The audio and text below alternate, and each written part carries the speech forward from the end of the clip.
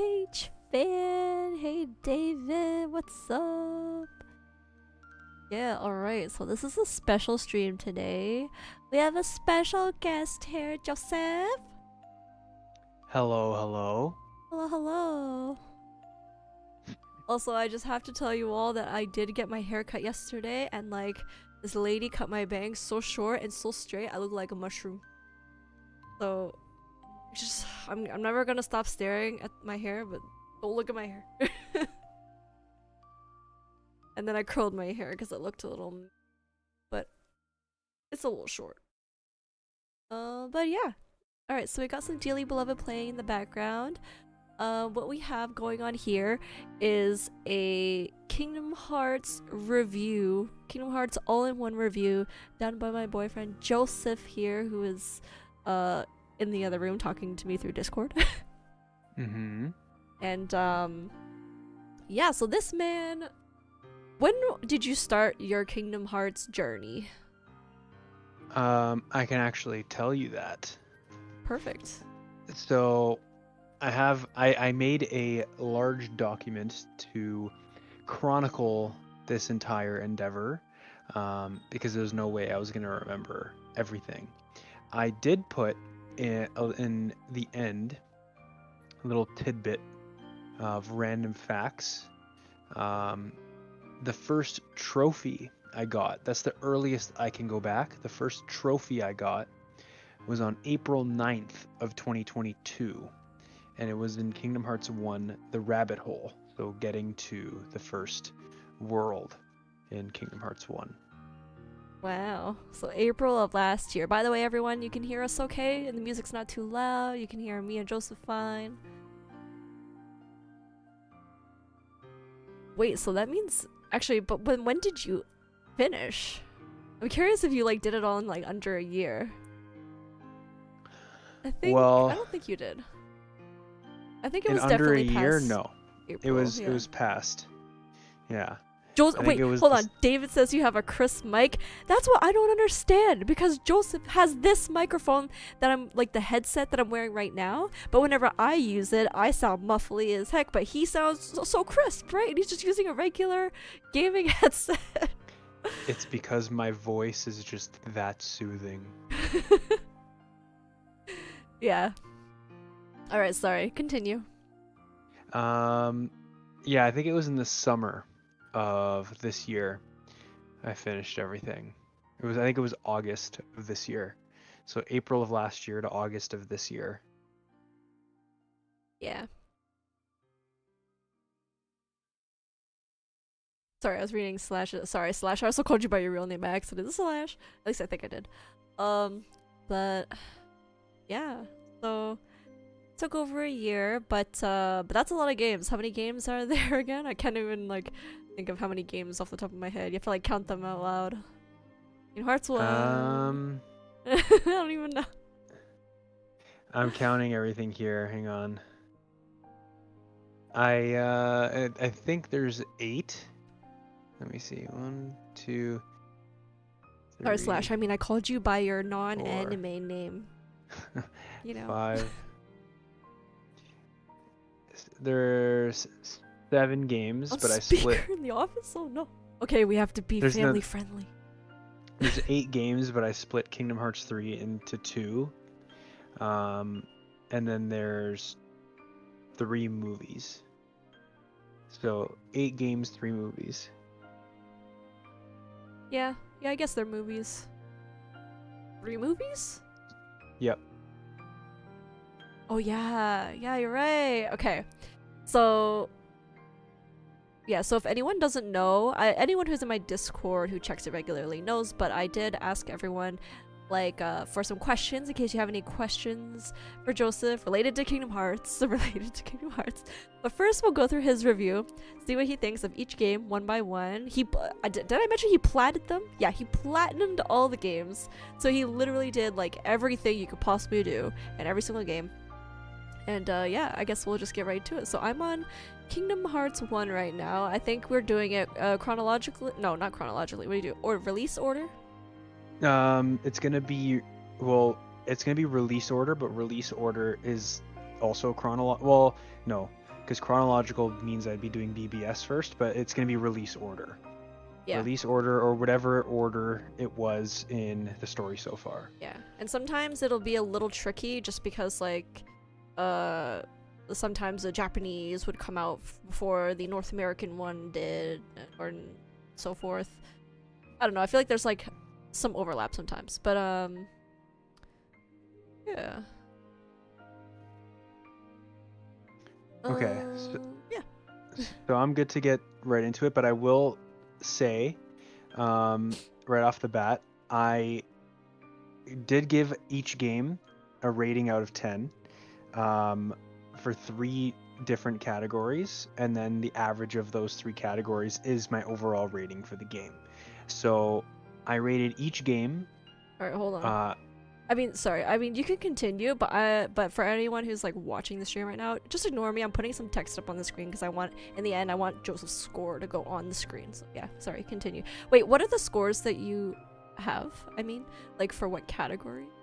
So each game is it has 3 categories out of 10: story, gameplay, and platinum trophy difficulty, or plat difficulty. And then the average, or close, or as reasonable average of those 3 scores put together would be the overall rating for the game.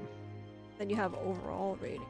Okay. Yeah, that would just be an average. So it's sometimes it'll be easy to calculate, sometimes it'll be a little difficult. But I can get started with the first game.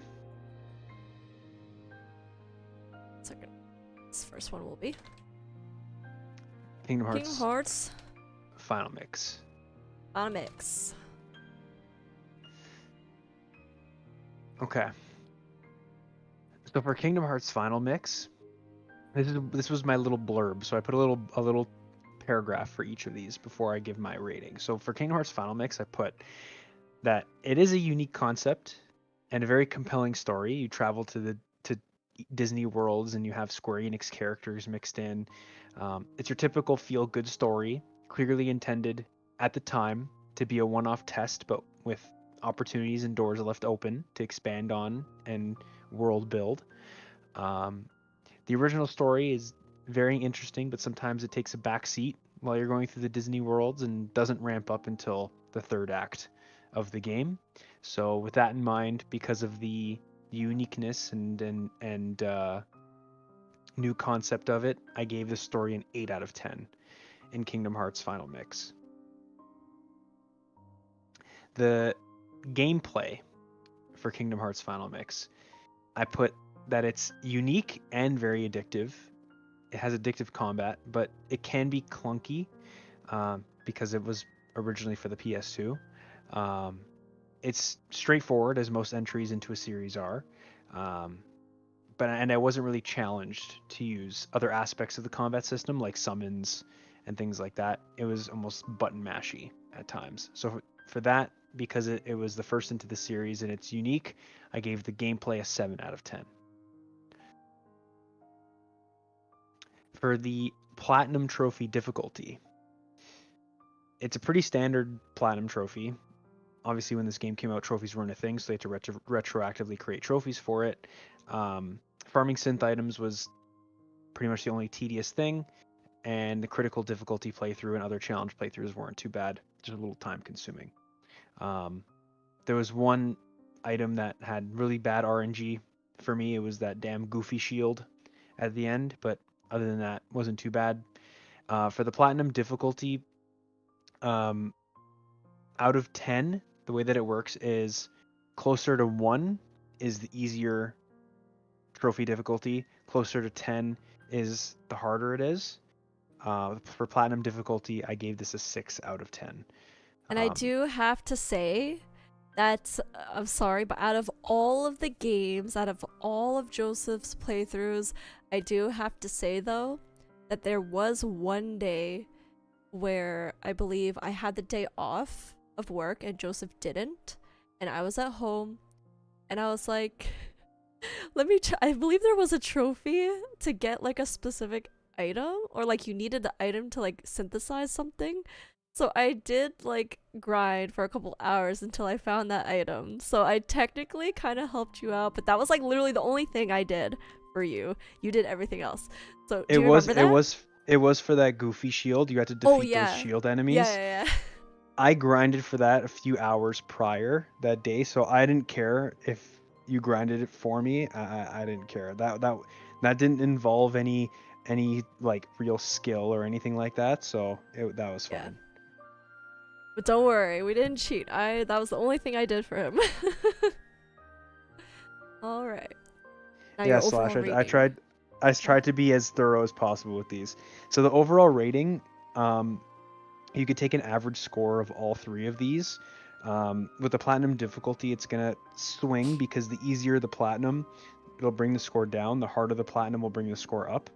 I find that that's the way that I've rated the platinum difficulties is kind of fair. So with this, the Kingdom Hearts Final Mix will get a 7 out of 10 for me. Average of Oh, 876. 876. True.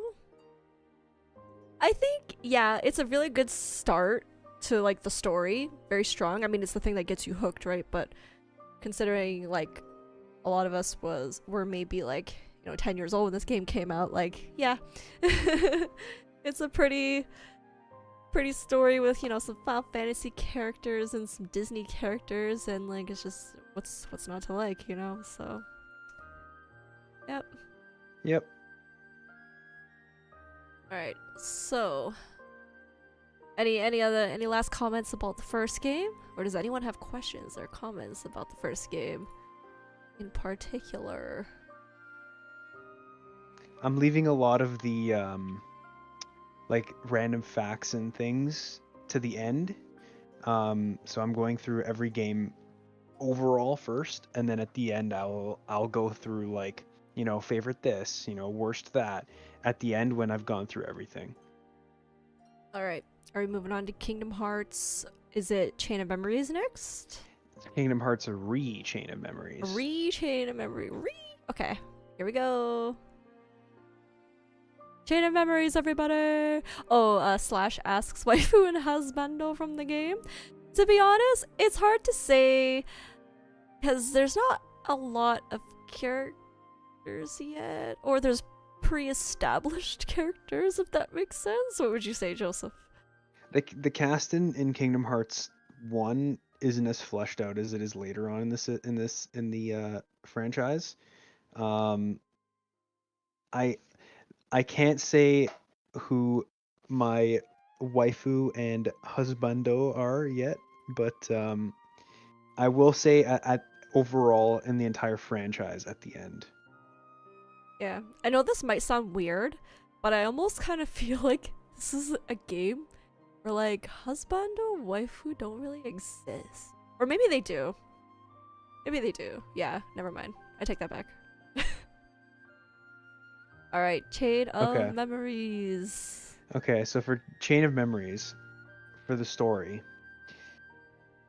I'm gonna say right off the bat, they made this franchise way more complicated than I ever could have possibly imagined.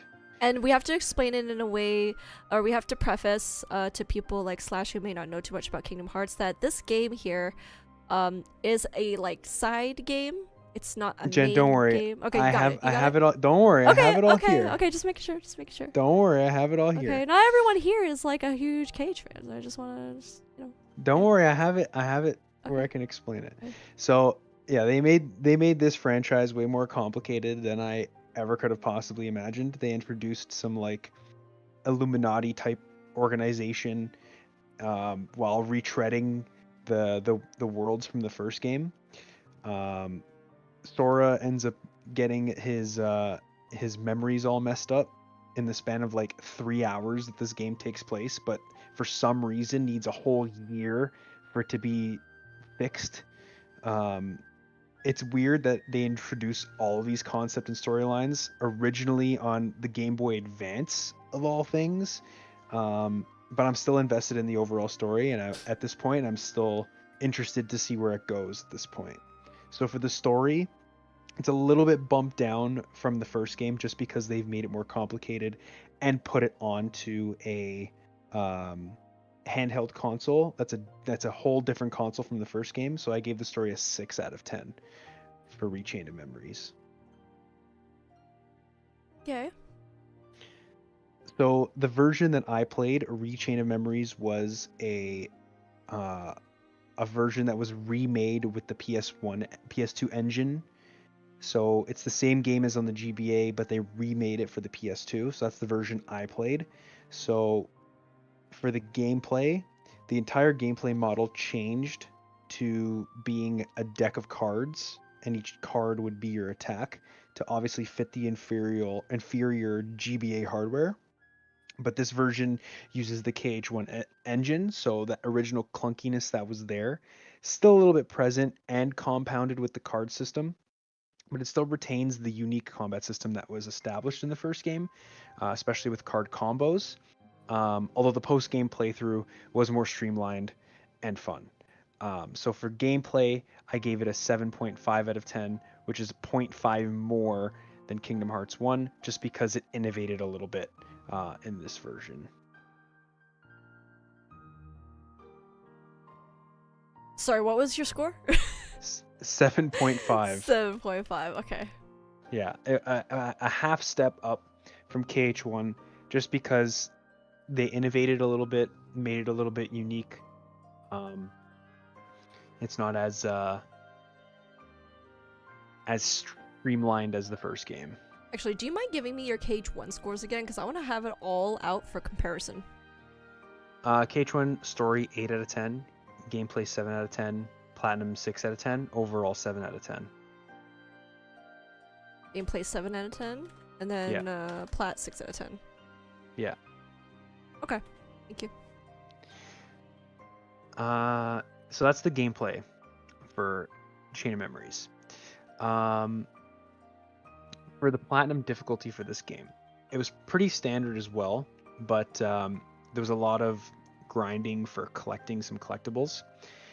Without finding out about some RNG manipulation to get the cards that I wanted, it would have been an absolute nightmare to grind naturally. The only other tedious part was grinding both characters up to max level. So with that, I gave the platinum difficulty a 7 out of 10, just because there was more grinding involved than the first game, which was a 6 out of 10. Otherwise, this platinum difficulty would have been bumped way up if I wasn't able to get those cards as fast as I did. Alright, so what would your overall rating be? So overall, the overall rating of this game, I would also give a 7 out of 10.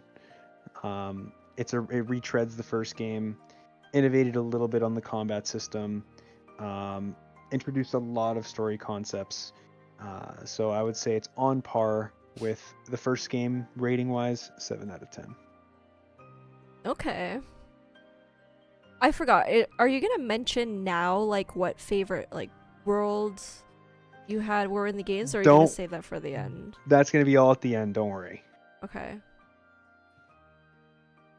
Okay. I was just thinking if it would be confusing to, like, talk about all the games and then be like, so back in Kingdom Hearts 1, my favorite thing was, unless you plan on doing it, like, by order of the games as well, like.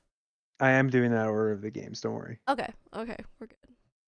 So, any last questions or comments about Rechain of Memories?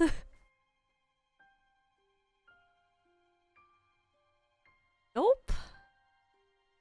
Alrighty. So what is the next game? Would it be 2 or Birth by Sleep? So I'm going in order of how it was on the disc. So the next thing is 358. Oh, I forgot to get a picture for 350. Okay, hold on, everybody, hold on. You can still talk in the meantime, but BRB, I forgot to get a picture for, and it's like the best picture. Okay, hold on. Keep talking. Well, I will say this: 358 wasn't a full game. On the disc, it was just some cutscenes and text. So there is no gameplay rating and there is no platinum difficulty rating. So for this, I will solely be talking about the story, and some other meta things about it. But I just want to get that out of the way to start. One moment. I am not ready.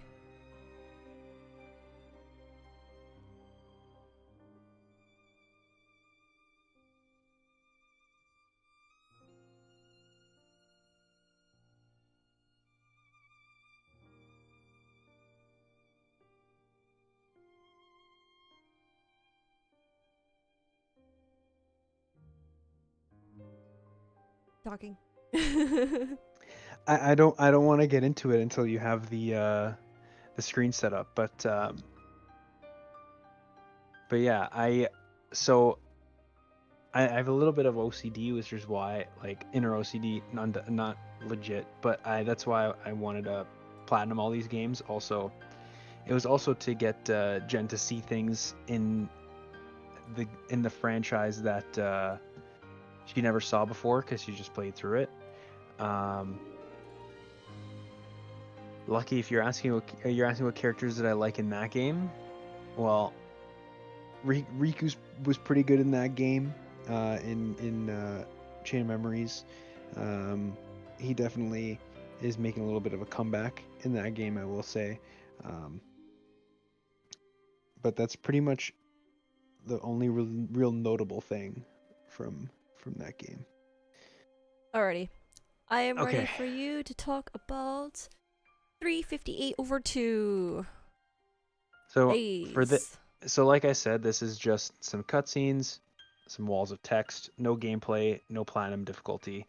So for the story, I will say that it does a pretty damn good job of cleaning up most of the mess that Chain of Memories created, in my opinion, and provides context to the plot of that game as well.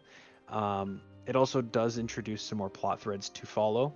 However, this game is also on another different console, being the DS this time. It provides backstory for most of the new characters and that organization that we met in the previous game, especially a character named Axel, as well as setting up, well, at the time, most people didn't know, but I know, setting up Kingdom Hearts 2. It explains why some of the members are investigating a place called Castle Oblivion, which was the main location of the previous game. It's still a little unnecessarily complicated, in my opinion, but I'm still invested in the overall story. It's clearly building up to something. However, 3 games into this franchise, and you already need 3 different consoles. I forgot to grab my 2 pow poo fruit. Hold on. I mean, 2 keep if talking. you play. Okay. So, however, there are 3 games into this franchise. You need 3 different consoles to play their original versions. 2 if you're playing Rechain of Memories on the PS2. To play all the games, so you need consoles from 2 different companies. It's a little ridiculous, but for the story, I will give the story a 7.5 out of 10. The characters are a little more endearing than just your typical, happy-go-lucky characters, and it does a good job cleaning some things up, so it gets some points for me there. So 7.5 out of 10. Gameplay, it's just cutscenes, so there is no score for gameplay. Platinum difficulty, there is no trophies in the PS4 version. There are trophies in the PS3 version, but you're just getting trophies for watching the movie, so no platinum difficulty there. So this just gets by default a 7.5 out of 10, making it the highest rated game so far in the How? franchise. I don't understand. That's just the numbering system that I've created, and the calculations that I've gone through. It just makes it by default 7.5 out of 10. True. Let me just make sure I have it up here on the screen. Just in case I want to take any screenshots later or something. XX. Oh, 7.5. In this, lucky in this game, Roxas was introduced and pretty interesting so far. But yeah, like there wasn't really much time to get connected to a lot of the characters in this game because again, it was just some cutscenes. But they do become important. I look later like a on. freaking mushroom. Okay. Tangly, actually. Okay, and I guess we're just straight off to the next game. What is the next game?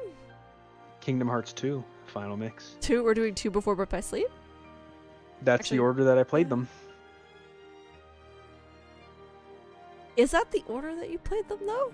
It is. That's the order. It looks like she has a bowl cut like that one girl. Oh, no! Stop. This lady cut my bangs so straight and short that, yeah. I look like whoever posted that picture of that Dumb and Dumber. What was it? Jim Carrey. I look like that freaking character. Oh. Okay. So we are on Kingdom Hearts 2. Final Hearts Mix. 2. Alright. Hearts 2. Final Mix. Alrighty. So, Kingdom Hearts 2, the story. It's the culmination of all the games before, and it somehow ties everything up nicely. Some explanations are a stretch, but I'm willing to roll with it as the story is still pretty engaging. Sora finally gets his memory situation fixed from 2 games ago, and is off to fight the organization head on, while also dealing with somewhat of a split personality and a whole other person named Roxas. The game also mentions some in-universe events that happened prior to Kingdom Hearts 1, alluding to the next game in the franchise, which is an interesting concept to explore.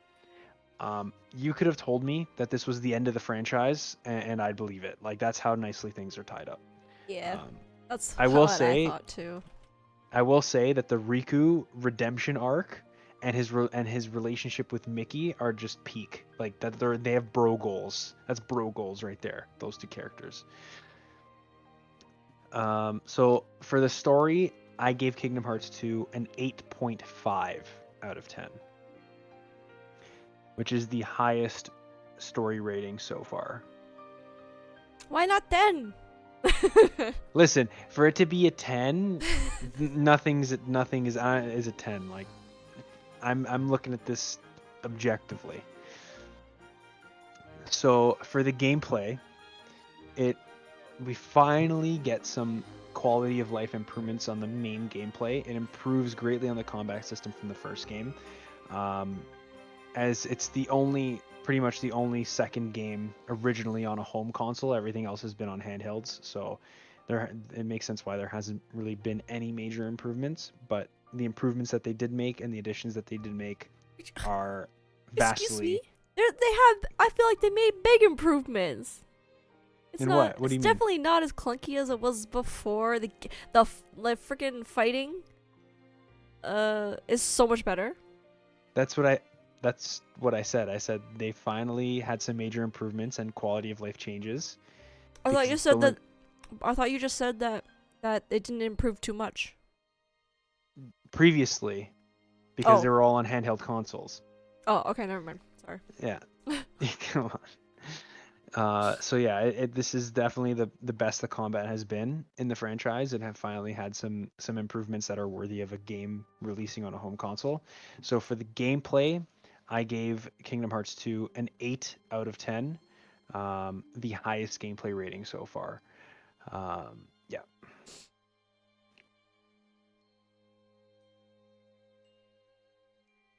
Now on to the Platinum Trophy difficulty for Kingdom Hearts 2. My only major gripe for this Platinum Trophy is that there are way too many secret bosses to fight in this game. You have to fight every member of the organization twice. Once during the main story, or in a hidden portal along the line, which is fine. But then you find a post-game room with portals to every member, with much harder versions of each member. Have an And- remembrance. Yes. Yep. And if there's a few other hidden bosses throughout the game. It was such a pain in fact that I actually replayed the entire game just on beginner, just to make those fights easier. Besides all of that, there's a pretty standard trophies to collect like the first game. The hard difficulty playthrough wasn't too bad because I didn't have to do any of the side content. And filling Jiminy's journal in every game is always like a big, like a completionist drug hit to the brain. It's always a good feeling. So the platinum difficulty, like I said, 1 being super easy, 10 being super hard. I gave the platinum difficulty for Kingdom Hearts 2 a 9 out of 10. Oh. So that gives an overall rating for Kingdom Hearts 2 with an 8.5 out of 10. Wow, it's the highest so far. So for just for overall scores, 1 gets a 7, Faded Memories gets a 7, 358 gets 7.5, and 2 now has 8.5.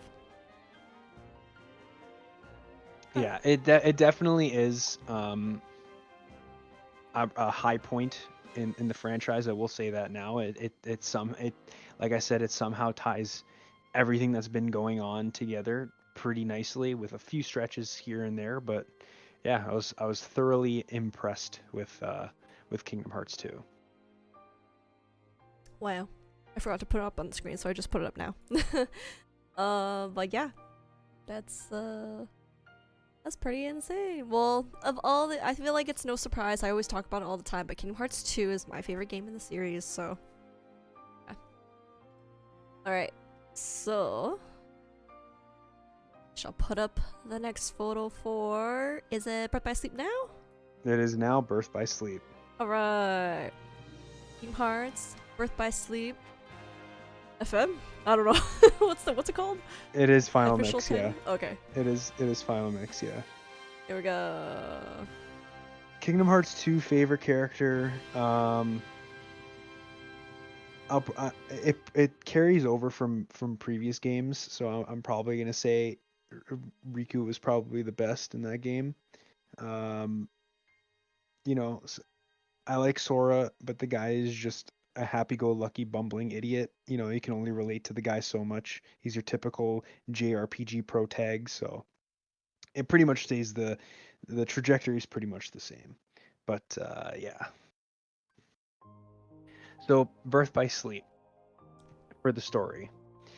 I gotta preface this by saying that this is Cage fan's favorite game, I think, of the series. Oh, think. Cage fan, I'm sorry. Maybe I should have said this afterwards. My No, bad. I'm just kidding.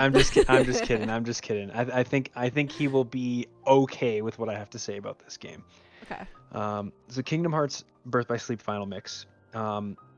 This game provides context to the main villain's origins.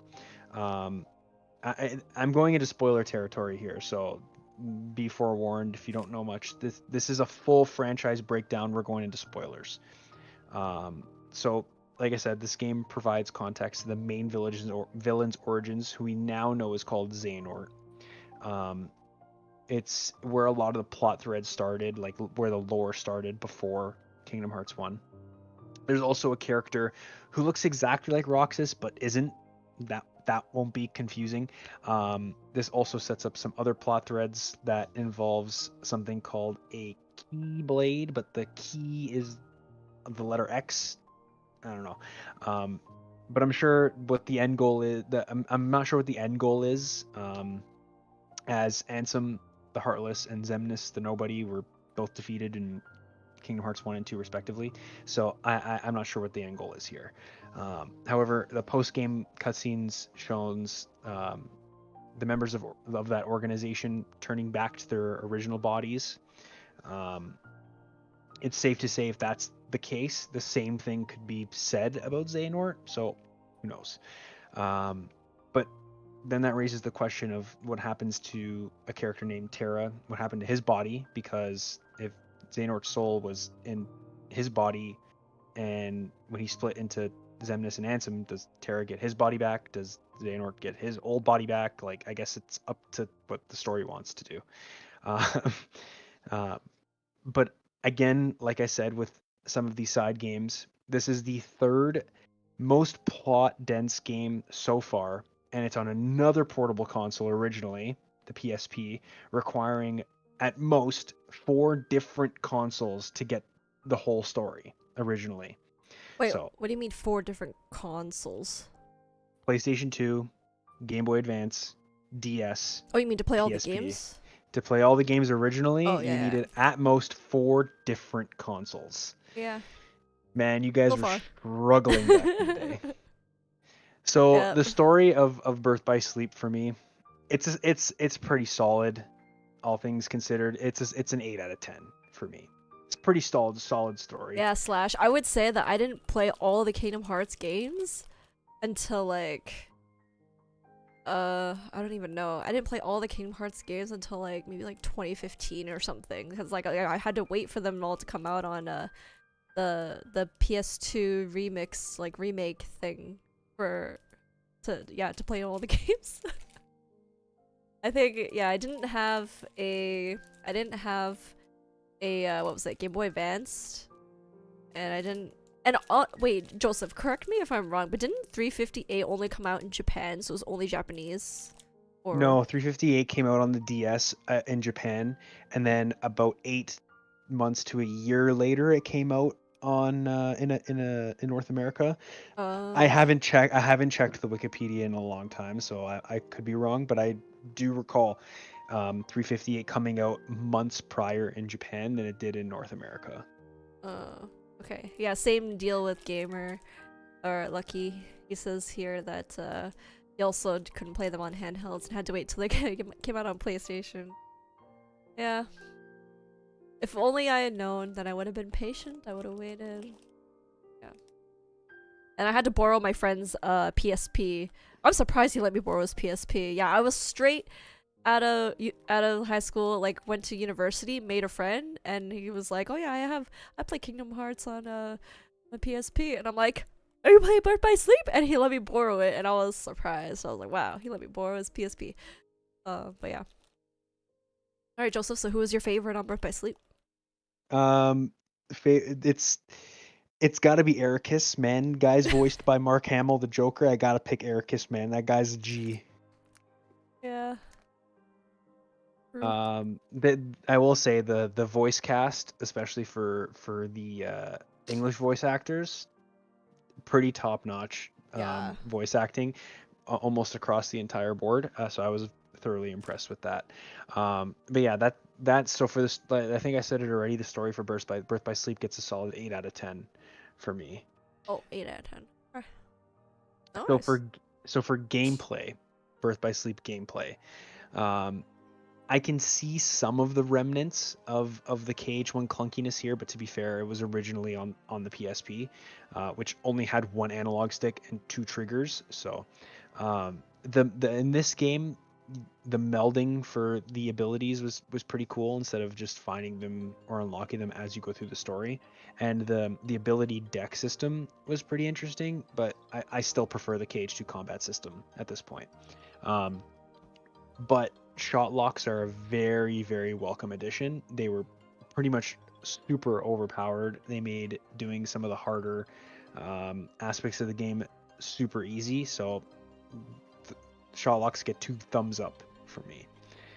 So for the gameplay, BBS gameplay gets a 7 out of 10 for me.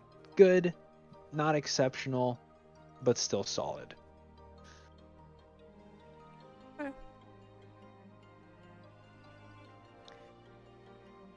Now, for the Platinum Trophy difficulty. Oh yes, I beat every secret boss in BBS, Lucky. Trust me, I did. I went under every nook and cranny in these games. Just to reiterate, because I think I said this pretty early, I wasn't sure if you were here, Lucky, in time, but Joseph has platinumed all the games. So if there's anything that requires a trophy, like beating all secret bosses, he's done it.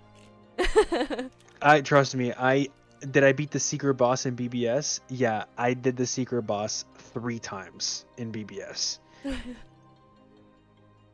So the difficulty, platinum difficulty in this game, it was more annoying rather than difficult, just because it was originally a handheld title, meaning that there isn't too much content baked in, and it's supposed to be picked up and put down pretty quickly. That's usually how those games are. However, to compensate for that, everything has to be done 3 times. One time for each playable character. The arena was the most annoying, because I had to make a competent build for each character and do the entire arena 3 times, and completing all of the mini games 3 times for each character was definitely a chore.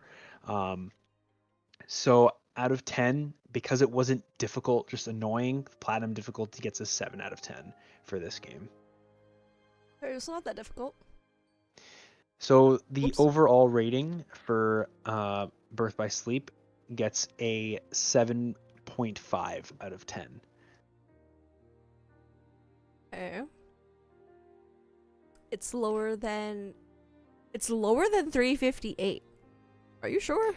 358 is a anomaly just because there's no gameplay and no platinum difficulty. It's just based off of the story rating. So it's a little bit unfair. It's weighted a little differently. If I were to adjust my 358 rating, just because there is no gameplay and no platinum difficulty, I would probably lower it to just a 7. Yeah. So if you want to make that adjustment, you can. But So you're changing 358 to 7? overall 7, story still 7.5. It's just because of the way that I've weighted the scores. It's kind of skewed. So the movies, the 3 movies, I guess, can be exempt from the overall rating. But if I were to give it one, probably a 7. Yeah. Okay. So that's Birth by Sleep. A very interesting game. But I would say, like, most important, though, kind of. Yeah. Like, if you didn't play it, I think you would be very confused trying to play the other games, yeah. Yeah, and the fact that it was originally on the PSP, man. Yeah, I kind of wish that was, like, Kingdom Hearts 3, and then Kingdom Hearts 3 was Kingdom Hearts 4, you know? Out of the 3 characters who did have the most fun playing, definitely Aqua. Her roll, her dodge, OP as hell. Yeah, cartwheel all day. she was the best character to play as. On top of that, you do, without getting too spoilery, you do play as her the most.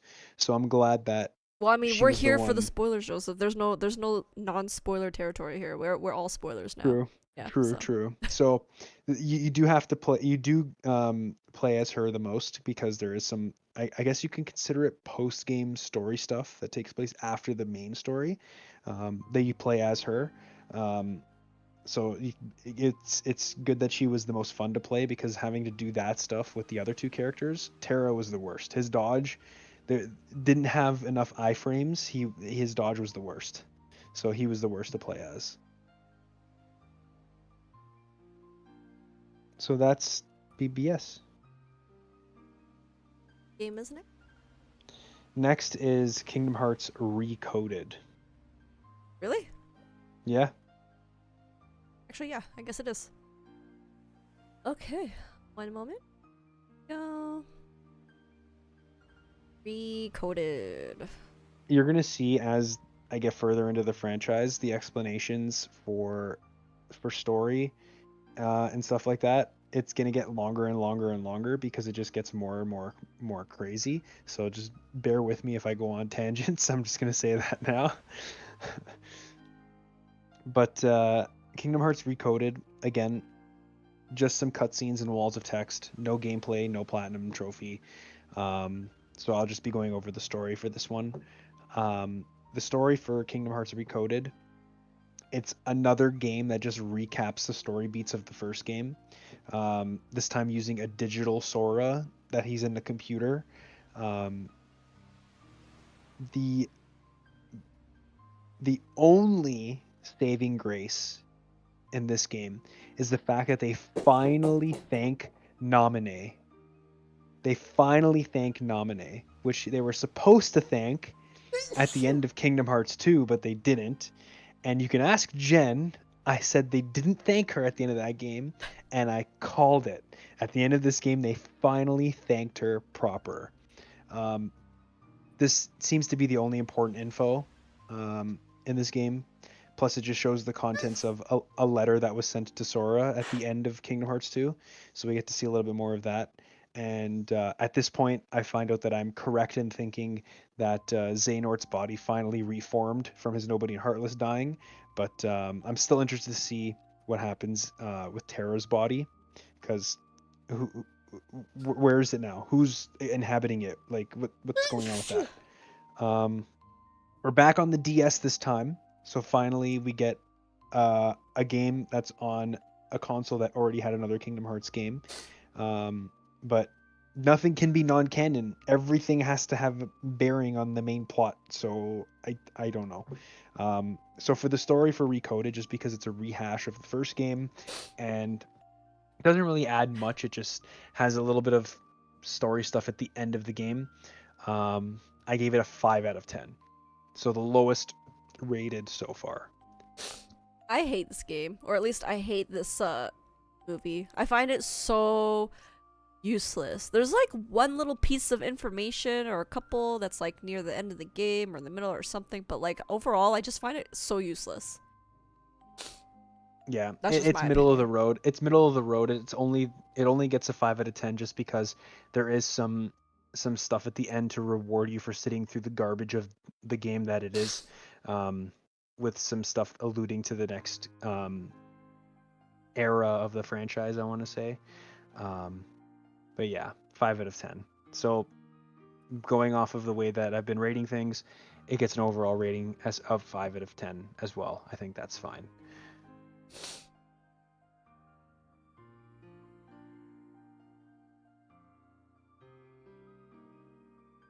Oh, Thunder, who's my favorite KH character? You're gonna find out at the end, because Yeah. I Hey, got killer! everything unlocked. Don't worry. Oh, killer's here. Yo.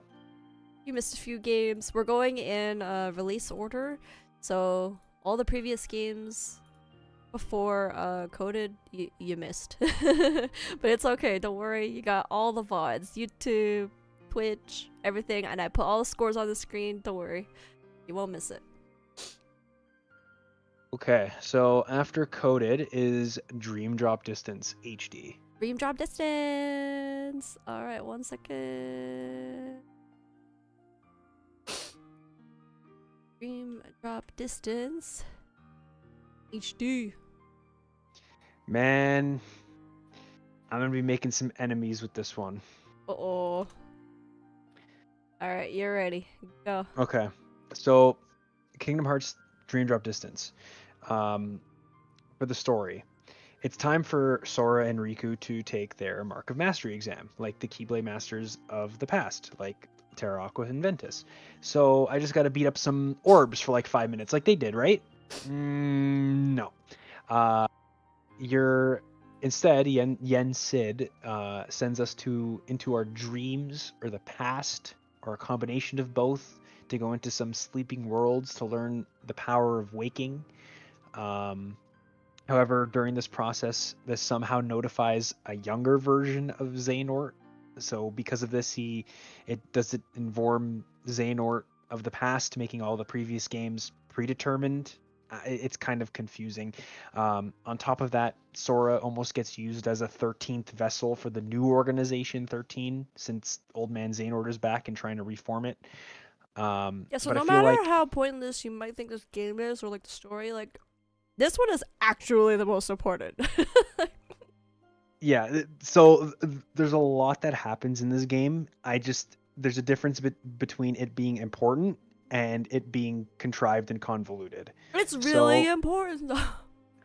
so as I was saying, Sora almost gets used as the 13th vessel of the new organization, since Xehanort's old man Xehanort, who is voiced by Leonard Nimoy, by the way, is back and is trying to form the new organization. But I feel like that undermines Sora's entire character, because he's supposed to be this like unbreakable beacon of light with his friends, and the young Xehanort thing takes away the stakes of all the previous games because it's something that Xehanort orchestrated this entire time.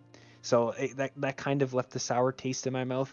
Um, so because Sora almost got turned into bad guy, he fails the Mark of Mastery exam and Riku passes. Plus, Kairi and Axel are now training as Keyblade wielders. Oh yeah, Kairi still exists, right? Yeah, she's a character. And lastly, Pete and Maleficent are looking for some data in the datascape. They're looking for something there. Fine, whatever. That makes Recoded somehow relevant. I don't know. Now, originally this game was on the 3DS, so that's another handheld console with a game that has arguably the most plot information in the franchise, followed by BBS. So I don't know how to feel about that. However, I feel like a lot of these plot elements could have been removed entirely. Like, why is young Xehanort a thing to begin with? Xehanort's coming back already. Why do we need him? So yeah, so for the story for Dream Drop Distance, again, important is different from contrived and convoluted. So I gave the story of this game a 5.5 out of 10. Damn, that's a little low. Yeah, like I said, it is important. I will give it that. It is important, but it's way too convoluted than it needs to be. 5.5 out of 10. Joseph, you have a garbage bag in your room? I do. Can I have it? I have so much garbage. I've been eating candy. you freaking. You want me to come and get it? Yeah, come get it. All right, I'll be right back. Did I like the Dream Eaters? right back. Oh, I have some stuff to say about the Dream Eaters. Don't worry. Don't you worry, my friend. I will get there.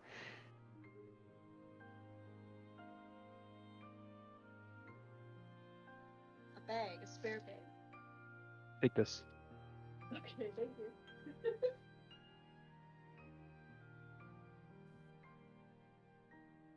Yes, it's only a Joseph stream. The floating voice in the sky. That guys, I was eating all this candy and I just have wrappers on my desk.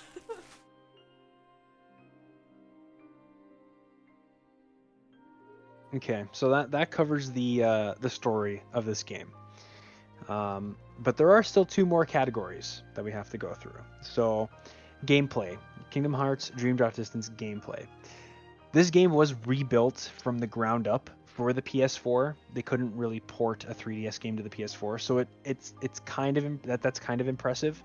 However, some of the combat stuff and side elements have a hard time translating to the mono screen hardware, the one screen hardware instead of the dual screen.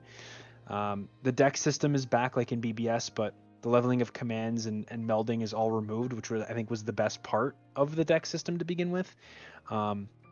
Low motion is this game's main combat gimmick, like shot locks in BBS and forms in Kingdom Hearts 2, which is cool in practice, but movement can sometimes get in the way of the actual combat. Instead of Donald and Goofy as your companions, you have spirits in your party, which are kind of useless in combat in and of itself. But not really. They can save you from death a lot of times. But listen, I'm too good. I don't die. Oh, okay. But tying the spirits to unlocking abilities and commands and items is a good way to have the player mix and match them. But that spirit minigame song, that's your favorite song, isn't it? Oh, we should bring it back. Hold on, everybody. Oh God. Kingdom Hearts. What is that song even called? I don't know. Does anyone know what that song's called? I'm just gonna call it Dream Drop Distance Spirit Song. Call it that because I don't know what it is. This? No, this isn't the one. It's the one that goes la la la la la la. Okay, you're giving me PTSD. No one wants to hear it. Okay, it's okay. We'll just play this one then. Okay. Yeah, you're giving me PTSD with that. Absolutely not. The flow motion. I said the flow motion. It was a good gimmick. It allowed movement to be very quick and stuff like that. Attacks were good with it, but it compensated for the downgrade of the deck system in this game. So for gameplay for Dream Drop Distance, I gave it a 6 out of 10. 6 for gameplay?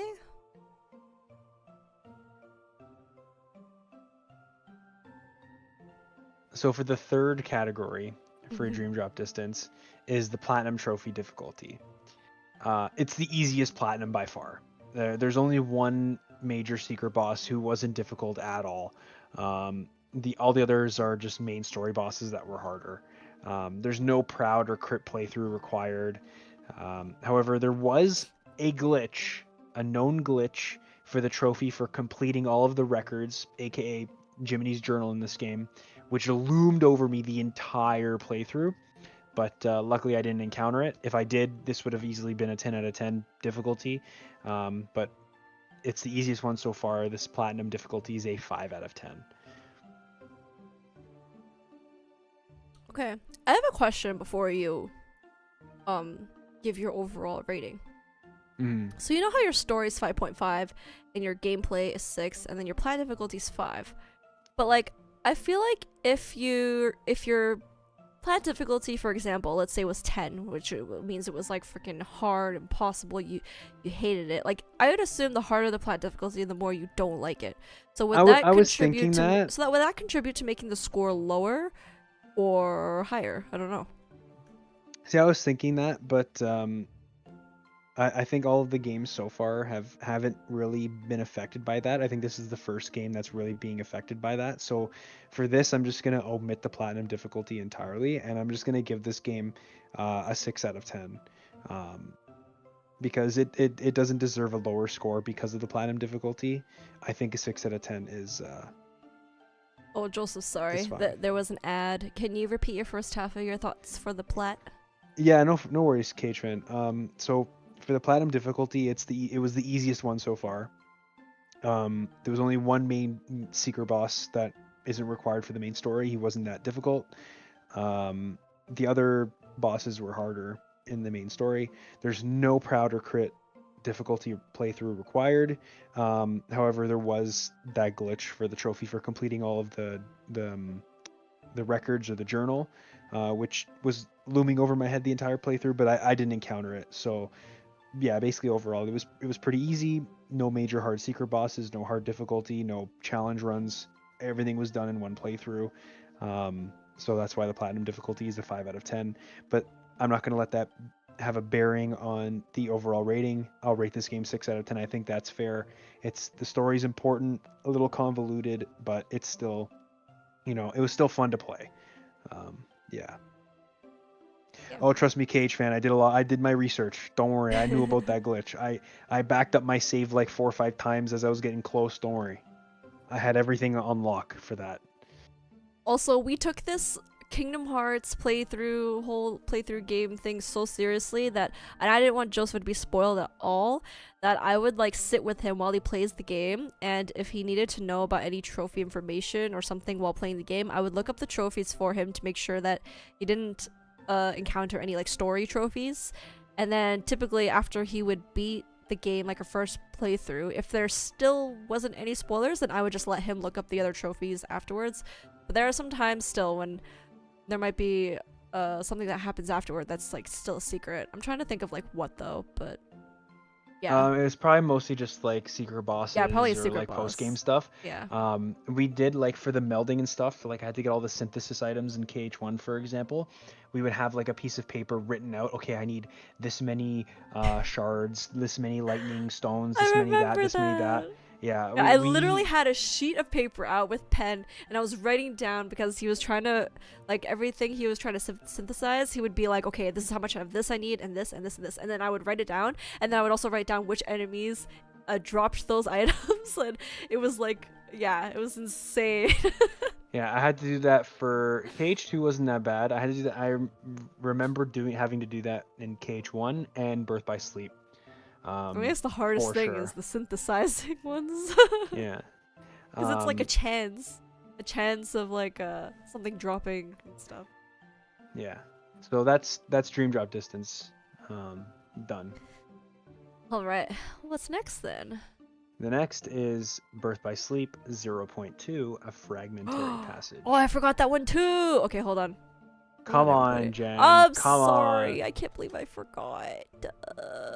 Kingdom Hearts 0.2 fragmentary passage. Yeah. Yeah. Or I could just call it 0.2 Birth by Sleep, right? I guess I'll just call it that. You could just whatever. Yeah, because that's way too long. Okay. Sorry. Give me a moment while I look for another photo. I need another like 2-3 minutes. Yeah, from now on, I'm not going to have the platinum difficulty score impact the overall score. I'm going to keep all of my previous scores the same though, because I don't think they had any bearing on the score. I'm happy with all of the overall scores that were there before, but going forward, the platinum difficulty rating is not going to impact the overall score for the game. I feel like it just does it. It's a wild card advantage or disadvantage, so I'm just going to keep that separate. But Yeah, so far I believe Kingdom Hearts 2 has the highest rating, which I still think is fair. Um, it's still definitely the peak of the franchise so far. Uh, but yeah, at this point, playing the games, clearly they're building up to something else with the mess that was Dream Drop Distance, in my opinion. Um, but yeah, I wonder if at this point I was wondering if there's gonna be like some, like Avengers Endgame style kind of like everything's coming together at the end. Um, but yeah, that was the end of all of the ports and games that were on previous consoles. At this point, now we're heading into the next generation of games with zero point 0.2. Is almost done. Alright, I couldn't really find a good photo, so we're gonna have to deal with this photo. It's fine. Alright. Alright, That's fine. you're good to go. So, Kingdom Hearts Birth by Sleep 0.2, A Fragmentary Passage, that is a mouthful. The story, so for the story, it's short, very sweet, very simple. Aqua's been in the realm of darkness for 10 years since Birth by Sleep and somehow doesn't age. I want her skincare routine. Um, she ends up meeting Mickey again right before the events of the end of KH1 unfolds. It's cool to see, but it doesn't really add anything further to the main plot besides reminding us that Aqua's still here and had some impact behind the scenes, but that's fine. It's Um, important! Sort of. the game was obviously created to be a tech demo or a test to see how running Unreal Engine for the Kingdom Hearts franchise would work on modern hardware, and I'm here for it. The game's gorgeous. It looks great. Um, so that's the story. The story I will give it, because it's very short, doesn't really have bearing on any major plot points, a 6.5 out of 10 for story. Okay. Listen, you're one room away. You can come fight me if you want. I will throw hands. I told you, I'm probably going to make some enemies with this scoring system, but that's just how I'm feeling from an objective perspective. The game is short, doesn't really add much. It's some pretty cool things in there. 6.5 is still a C. It's a C. I think that's like a C plus. Yeah, okay. So, you know, Okay. that's the story. Gameplay wise, however, this is the best Kingdom Hearts has ever felt. It definitely benefits from being on better hardware. The combat reverts back to the KH2 standard with shot locks. So I'm not sure at this point if that'll be the case going forward, but if this is a test, my hope is that KH3 builds on this. So gameplay gets a solid 8 out of 10 for me here. It's a good starting point on modern hardware. It's the best it's ever felt so far, but it because of the shortness of the game, they kept it relatively simple. So 8 out of 10 for the gameplay. Demon Tower. Or whatever it's called. Yeah. That's like your favorite enemy. Oh yeah. Oh yeah. So platinum difficulty for this game, there is no platinum trophy. But there are trophies. It's super short, easier than the Dream Drop Distance trophy list, but only because it's so short. I don't really want to count it as the easiest one. Um, there are some hard objectives like beating bosses without getting hit, but other than that, it can be done in a few hours if you grind for it. Um, so there is one super hard secret boss in it, but grinding on beginner to get your levels up playthrough beforehand makes it a cakewalk. It also helps that all the objectives can be carried over from playthrough to playthrough, so it doesn't require one super hard playthrough to get everything. So for the platinum difficulty, I gave it a 4 out of 10. It's definitely the lowest rating because it's so easy, but again, platinum difficulty rating is not going to have any bearing on the overall rating. So for the overall rating of 0.2, I'd give it a 7 out of 10. Okay.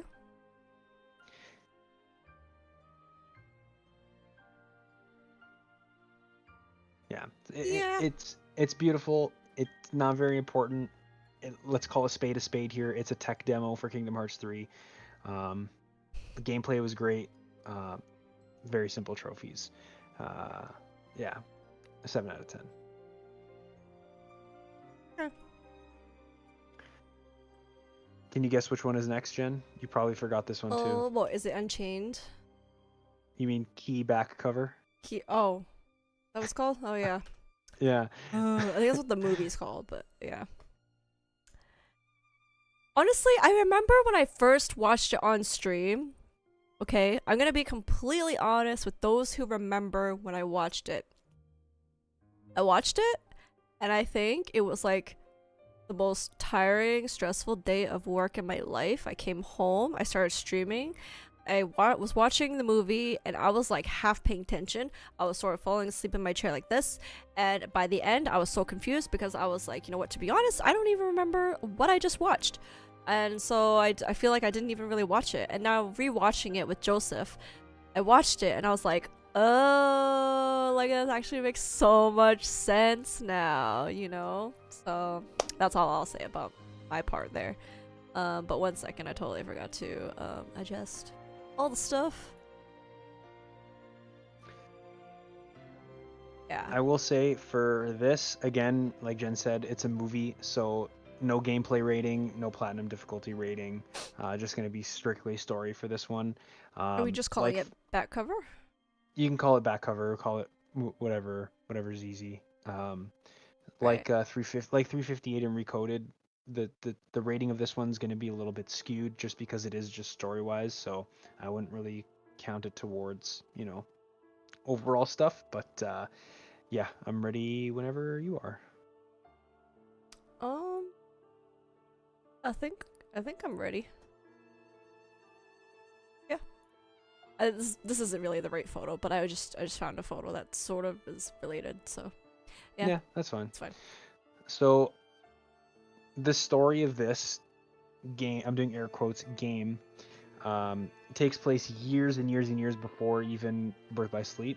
There's some guy named the Master of Masters. So yeah, chronologically, it is the first game.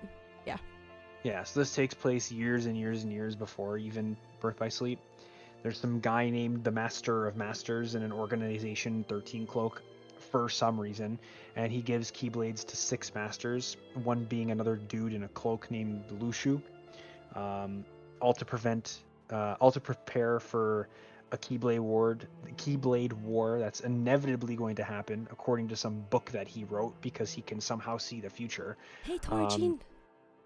However, the actions he takes place to prepare for what comes after the inevitable war inadvertently starts the war, which is pretty cool, honestly, and a little ironic. So he gives the other dude that's in the other organization, Cloak, a Keyblade, which is clearly Xehanort's Keyblade, and a random case or box that we don't know the contents of, and is tasked with finding another apprentice to pass the Keyblade onto. Emphasis that this box is black and no one knows what's inside it, and we're gonna refer to it as the black box, okay? Yeah, it's some random, it looks like a chest, like a black chest. So he has a Keyblade that he has to pass on to an apprentice, which we can presume is Xehanort. My guess is the case contains either Kingdom Hearts itself or the means to summon it, but we'll see. This was originally told, the story, in a defunct mobile game. So we've gone and put exponentially more plot-relevant info on the most volatile, least replayable, time-sensitive method of playing games. Without this movie and the PS4 collection, I wonder how the common person is supposed to play the cute Disney cartoon game and follows along at all. I like the concepts and the direction and everything else, but the method of delivery just sucks. Yeah, that's the story of that one. I give it a 6 out of 10 just because the method is so convoluted. Like, why do I have to play some mobile game? I don't know.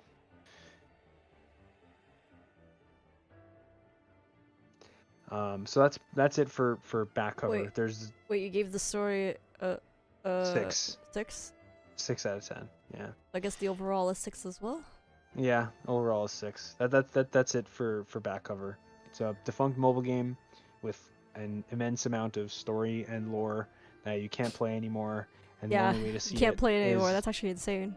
yeah, the only way to see it is either going on YouTube or buying the PS4 game that I has it. kind of agree with Lucky. It's 4 out of 10 because it's a mobile game. But I think also the fact that you can't play it anymore should make it even lower, like a 3.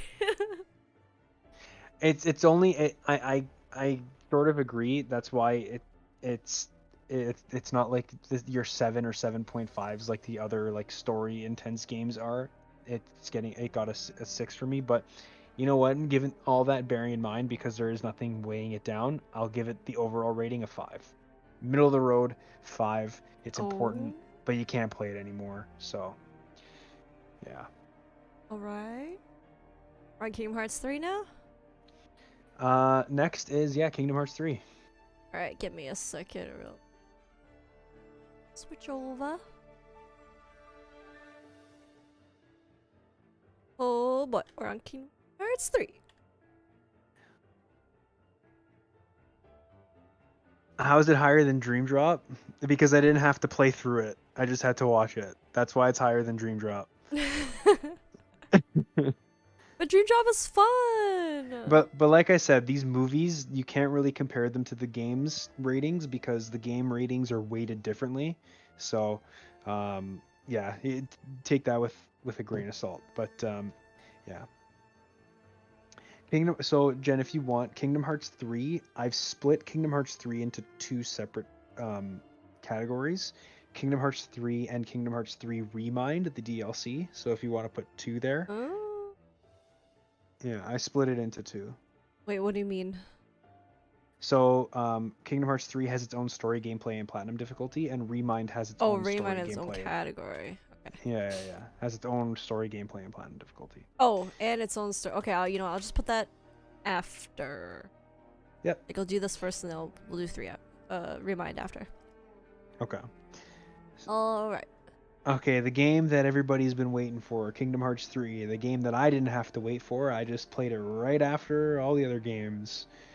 Um, so in this game, Sora needs to train again. He lost his powers by almost becoming the 13th vessel for Xehanort, while everybody else does the actual plot important things. Um, the Disney worlds this time are just mostly Disney Pixar worlds, not the traditional 2D animated worlds. They almost feel like an afterthought in this game. The organization is really only using these worlds to get 7 Hearts of Light from Disney princesses as a backup in case Sora's team fails to form their 7 warriors, because they need 7 warriors of light and the 13 darkness organizations to summon Kingdom Hearts, is my understanding. Um, so Xehanort ends up forming the, I'm doing air quotes, true organization by supplanting his past selves and other villains' hearts into replicas.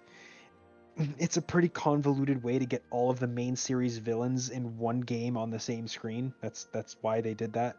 But whatever. Xehanort.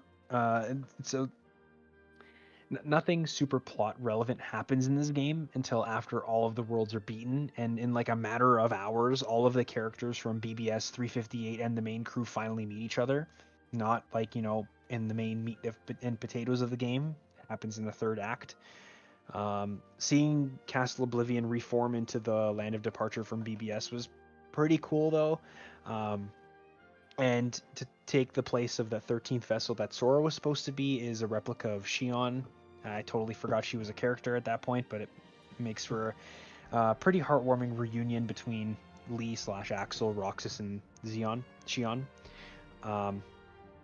And for some reason, Roxas and Naminé get their own replicas too, because Naminé get their own Naminé get their own replicas. Honestly, I don't care about that character. That's why I butchered the name. I don't care. I don't care. Okay. Roxas and Naminé get their own replicas because they kind of have their own hearts now. But like it was my understanding that when they rejoined Kairi and Sora, their existence is supposed to end. Like they accept the fact that they're only part of somebody else. So I guess they're just popular character. We need to milk them more, give them replicas. They're their own character now. I don't know. Terra's back, but with Xehanort's heart and mind. So does that mean he's also a replica, or did he reform after Ansem and Xemnas were defeated? There really isn't any answer for that. He just kind of shows up. And Kairi at the end just kind of dies. So she just gets yeeted into the sun. Xehanort's defeated and is finally defeated, and Sora dips to find Kairi's heart or something. The entire game has no Final Fantasy characters, which is a huge initial draw for me for this whole franchise. The side plot of this game is Pete and Maleficent looking for this black box, but I guess that's just to remind the player not to forget about it. Yeah, honestly, there was a long period of time where I did forget about it until. Yeah. It's just like, hey, remember the black box? It's going to be important in like 15 years.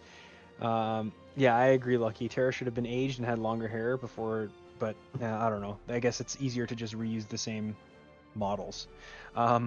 Bragg / Xigbar reveals himself to be Lushu, which is actually pretty darn cool, and he gets his Keyblade back from Xehanort, summons the real black box, and all the characters from the mobile game movie. So it's the end, but it's not the end. I don't know. Kairi's dead, and there's a box, basically. I mean, they didn't call him Lushu, though, did they? So it's not really confirmed. Although I'm pretty sure he is. They called him Lushu. Oh, did they? He said himself, "They call me Bragg, but I'm Lushu." Oh yeah. Okay, yeah. Yeah. So that's pretty cool, but that's still insane. Like I didn't think Xigbar was gonna be such a big character. Like, oh. Yeah. So because of that, because the worlds were all pretty much just afterthoughts, because everything plot relevant in these games happens in the third act, I gave this game's story a 7 out of 10. Okay, I get why people were like, we waited 13 years for this game, 10 years for this game, and it kind of like fell flat. I get that statement. I don't know. It just feels like a whole lot of fluff, and then the end of the game happens. So 7 out of 10 for story. Gameplay for this game, like I said, for 0.2, it's the best Kingdom Hearts has ever felt since Kingdom Hearts 2. Who's my favorite villain out of the 13 Darknesses? I don't know. I'm gonna say it is Bragg, because like he's the one that has like the most plot relevance. So I'd say he's probably the best out of the 13. I don't want to do the cop out answer and pick like Xemnas or Xehanort, but yeah. I think technically you could pick Roxas. Counts, right? Not part of the new organization. Oh, yeah. Yeah, so like I said, for 0.2, this is the best Kingdom Hearts has felt since Kingdom Hearts 2. You can't really compare Kingdom Hearts 2 and 3, though. They're both pretty much top-notch. This game has basically all the aspects of combat from previous games. Abilities and AP from KH1, the magic system from KH2, form changes from KH2, shot locks from BBS, and a much toned-down version of flow motion from Dream Drop Distance. It also has a bunch of finishers related to the rides at Disney World, which I just feel like was a shameless... That's kind of funny. I feel like that was just like a shameless addition forced by Disney. I went out of my way to not use them. I didn't like them. So for the gameplay... For the gameplay, I gave this gameplay a 9 out of 10. Wow. Because it just felt... Really? It felt so smooth. It just was a nice way to come back to the main combat style, like KH2, from being away from it so long after dealing with BBS and Dream Drop Distance. It was kind of refreshing to come back. So 9 out of 10 for combat and gameplay. For the yeah, for the Platinum Trophy difficulty, this was the new easiest Platinum. One playthrough, collect almost everything in the Gummy Phone. You don't even have to finish Jiminy's Journal. Beat a boss here or there. No difficulty trophies, no challenge run trophies. A little grindy, but that's to be expected. Platinum difficulties, 3 out of 10. That's how easy it was. Oh, nice. So for the overall rating of this game, again, Platinum difficulty trophy rating not being included, this game's a solid 8 out of 10. I think that's fair. Gameplay's great. Wow. Gameplay's great. It gets all the characters together. Joseph, I just have to let you know. Actually, no. Okay, your Kingdom Hearts. I thought it was higher than your Kingdom Hearts 2 No, rating, no, but no, it's no, not. no. Okay, good. No, it's not. Trust me. No, it's not. Okay. Yeah. So 8 out of 10. It's a solid game. The gameplay is great. It gets all the characters together, which was the promise. I just don't think it did it in the best way possible, but they still did it. So 8 out of 10. I think that's fair. Now, I separated Kingdom Hearts 3 and the Remind DLC because I have a few words for the Remind DLC. All right, no problem. I just have to add a photo because I wasn't expecting this, but I actually already have the perfect photo for this. So it's actually my current desktop wallpaper. So let me see if I can find it and show it. All right. It is the best. Lucky asks if I had a favorite song in that game. Oh yeah, I was actually gonna say that afterwards. Hold on, first I was gonna actually say that. Should we have made another category for the music, or would you say you would just rate the music like overall because they all pretty much sounds the same? It's like I'm gonna go over the music when we talk about the damn Kingdom Hearts rhythm game. Okay. oh, I totally forgot about that too. Oh my god. Okay, hold on. I have to find this wallpaper first. Where did I put it? But I will say the songs in Kingdom Hearts 3 they're alright. They're alright. Aight. They're aight. I think the most iconic music was from Kingdom Hearts 1 and 2, but again, I will get into the music when we talk about that damn rhythm game. Yeah. I don't know why I can't find paper. Hold on. Okay. A sec. Maybe I didn't even like save the photo. Alright, it should be a quick Google search. Hold on. Yeah, that's fine. Yeah, Katrin, I can go into more depth of the soundtracks and stuff if you guys have more questions. I don't really go too in depth. I just mention it a little bit in the Melody of Memory side of things, but yeah, I'll go through like all of the random facts and stuff at the end, and then if you guys have any questions that are more, specific, I'll answer whatever I can. Yeah. Well, that reminds me. I actually have to write down a question that I have. Oh yeah, Thunder. Yeah, I didn't see that first message. Yeah, I had to play through all the Gummy Phone games to get a trophy, so I did do it. So yeah, I did play through them all. Some of them were fun, some of them were kind of eh. Yeah. Yeah, KH fan says I platinumed Melody of Memory like 4 or 5 months ago. How did you forget about it? I don't know, man.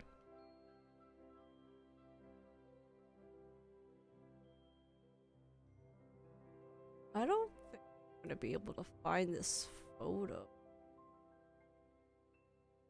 But it's fine. I will save this other photo instead.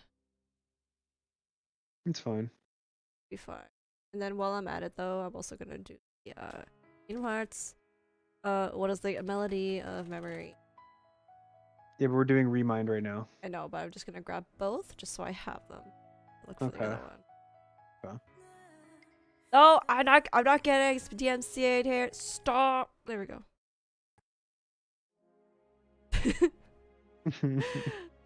Utada Hikaru started singing, and I was like, no, do this to me. Ooh, this is a nice one.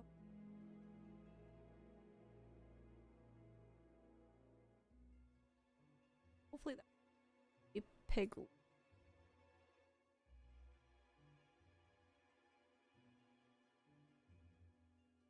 But yeah, I got big questions, especially Hearts 3 related question. That's fine.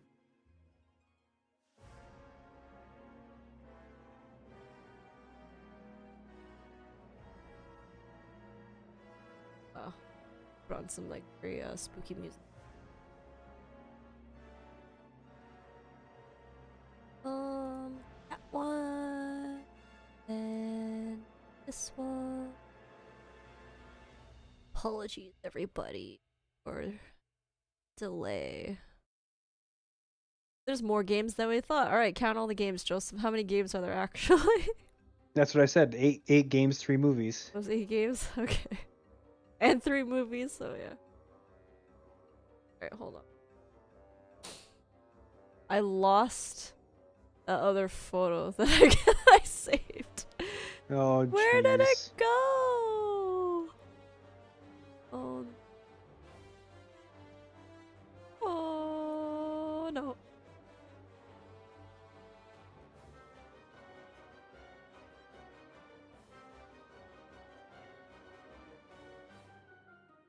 Did I download a virus? Like, where is this thing?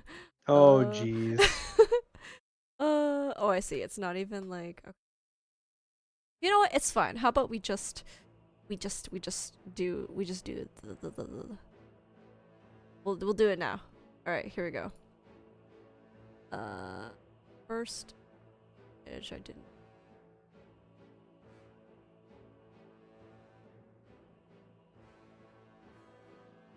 Yep, this is the one. Okay. All right, so I got this one up here. Let's see. Remind.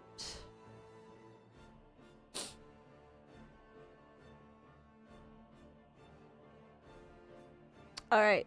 You may. Oh, I have to change the color. Anyway, you can just start. I think is. All right. So, the reason why I made them separate is just because of a few things. So first, we'll get into the story of it. So this is a $40 $40 DLC that mainly has you replay the entire third act of Kingdom Hearts 3 with some added scenes, dialogue, and context. Why was this not in the vanilla game? I don't understand. You get to fight as Riku, Aqua, Roxas, and Kairi in a few select fights, but again, this should have been in the vanilla game. After the events of the main game, Sora actually does end up saving Kairi, so Kingdom Hearts 4 is not Sora saving Kairi. But then he ends up going missing himself. Classic. So everyone starts looking for Sora, and you play as Data Sora against all of the new organization members in harder boss fights, because this will somehow help people find him. However, the Final Fantasy characters are back, so that makes this DLC worth it in my eyes. Yeah. Aerith is back. Yuffie is back. They're all back. DLC worth it. So after you beat this, Sora actually ends up in a modern looking city with a Tokyo aesthetic, which is actually a character named Yozora's world. I don't know, it's an interesting direction, so yeah, we'll see. So for the story, because a lot of this stuff should have been in the main game to begin with, it's a notch down from the story in KH3, so it's a 6 out of 10 story. Yeah. 6 out of 10 for story. Yeah, 6 out of 10. It's like this should have been like another side game, but they just made a DLC for Kingdom Hearts 3. Because all the side games are very important to the story. I'm gonna wait. I do have the stream pulled up on Twitch just as a reference point, and there is an ad, so I'm going to wait until the ad is over because I'm assuming everybody else has an ad as well. Aw, look at you, good guy, Joseph. Thunder, yay for Turbo. Why do you pay for Turbo? You know Turbo's like $35 or something? Like, holy. Just sub. Hey, man. Hey, man, priorities. It's okay though, because gameplay's short and sweet. Gameplay, it's the same as base KH3, so there's no need to expand. 9 out of 10. The gameplay is the same. So I'm gonna just give the overall rating now. I'm not even gonna go into the platinum difficulty yet. The overall rating for this DLC, I'm just gonna say 7 out of 10. It's middle. It's 7. Gameplay? It's something Oh, overall overall. rating. What's Yeah. your gameplay? Gameplay is Oh, it's gameplay the was the same. same as KH3, so 9. Um, Overall, it's a 7. What about plat It should. difficulty? I'm gonna get into that mess of a situation after I give the overall rating. Okay. Um, We give the the overall da- rating a 7, so. yeah. How did I like the data battles from KH2 to 3? Uh, the data battles were much easier in KH2. I will say that. Much easier in KH2. Yeah, Gauge 3 is insane. I actually can't believe, like, I gave up. I didn't even do it. I was like, I can't. I can't. So F Marluxia. So the trophies in the DLC, there is no platinum. It's just like 4 or 5 trophies. The trophies in this DLC definitely make up for the easiness of the platinum in the base game. So there's like a glorified boss rush in those data battles, and it's one of the hardest Kingdom Hearts boss battles ever in Yozora. Um, what was the hardest data battle for me? The hardest data battle, I would probably say Shion. Marluxia Damn. wasn't too difficult because you just had to hit him before the 99 hits 0. Um, oh, trust me, we'll get into pro codes. Thunder, don't even go there yet. We'll get into pro codes. So Square Enix definitely responded to the criticism of this game being way too easy. On top of this, for a single trophy, I had to replay the entire game and DLC with activated debuffs, aka the pro codes. But I only get points while having these debuffs against major bosses. It's a cool in concept to replay the game, but bad in execution. Pain in the ass trophy. Yeah, so the plat difficulty, aka the 4 or 5 trophies I had to get for this DLC difficulty, 8 out of 10. So it's super annoying, super difficult, but I'm glad that I never have to do it again. The only saving grace was that I was able to do that pro code run on beginner. But yeah, if I had to do that on any harder difficulty, I probably wouldn't have done it. So I have a that's question. Remind. Yeah. Yeah, I have a question. So, like, you gave this plat an 8, and you said it was, like, pretty annoying, pretty difficult, right? So what makes that different from Cage 2, which is a 8.5, or which is a 9 for the plat? Like, what? Because Cage 2 includes the entire trophy list of the game. And because the plat difficulty also includes like the amount of time it would take to do it. So Cage 2 is higher in that regard because I did have to replay the entire game on beginner to do the data, not the data battles or whatever in that game. So this is one notch down just because there's only 4 or 5 trophies and I only had to do one playthrough super quickly. It wasn't a whole game completion.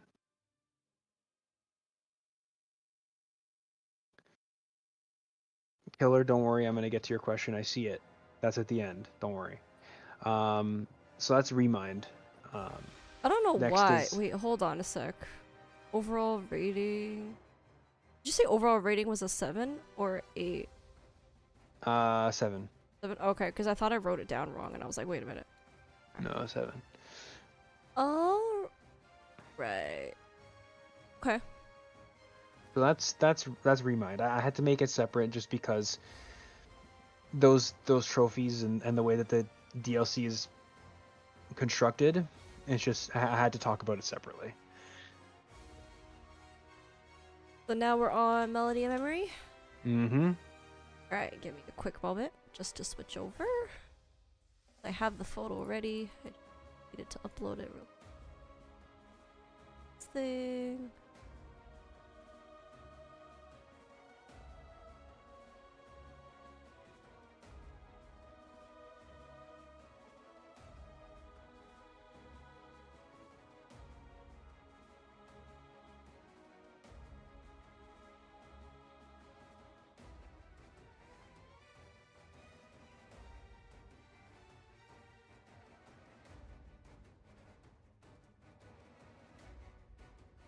Alright.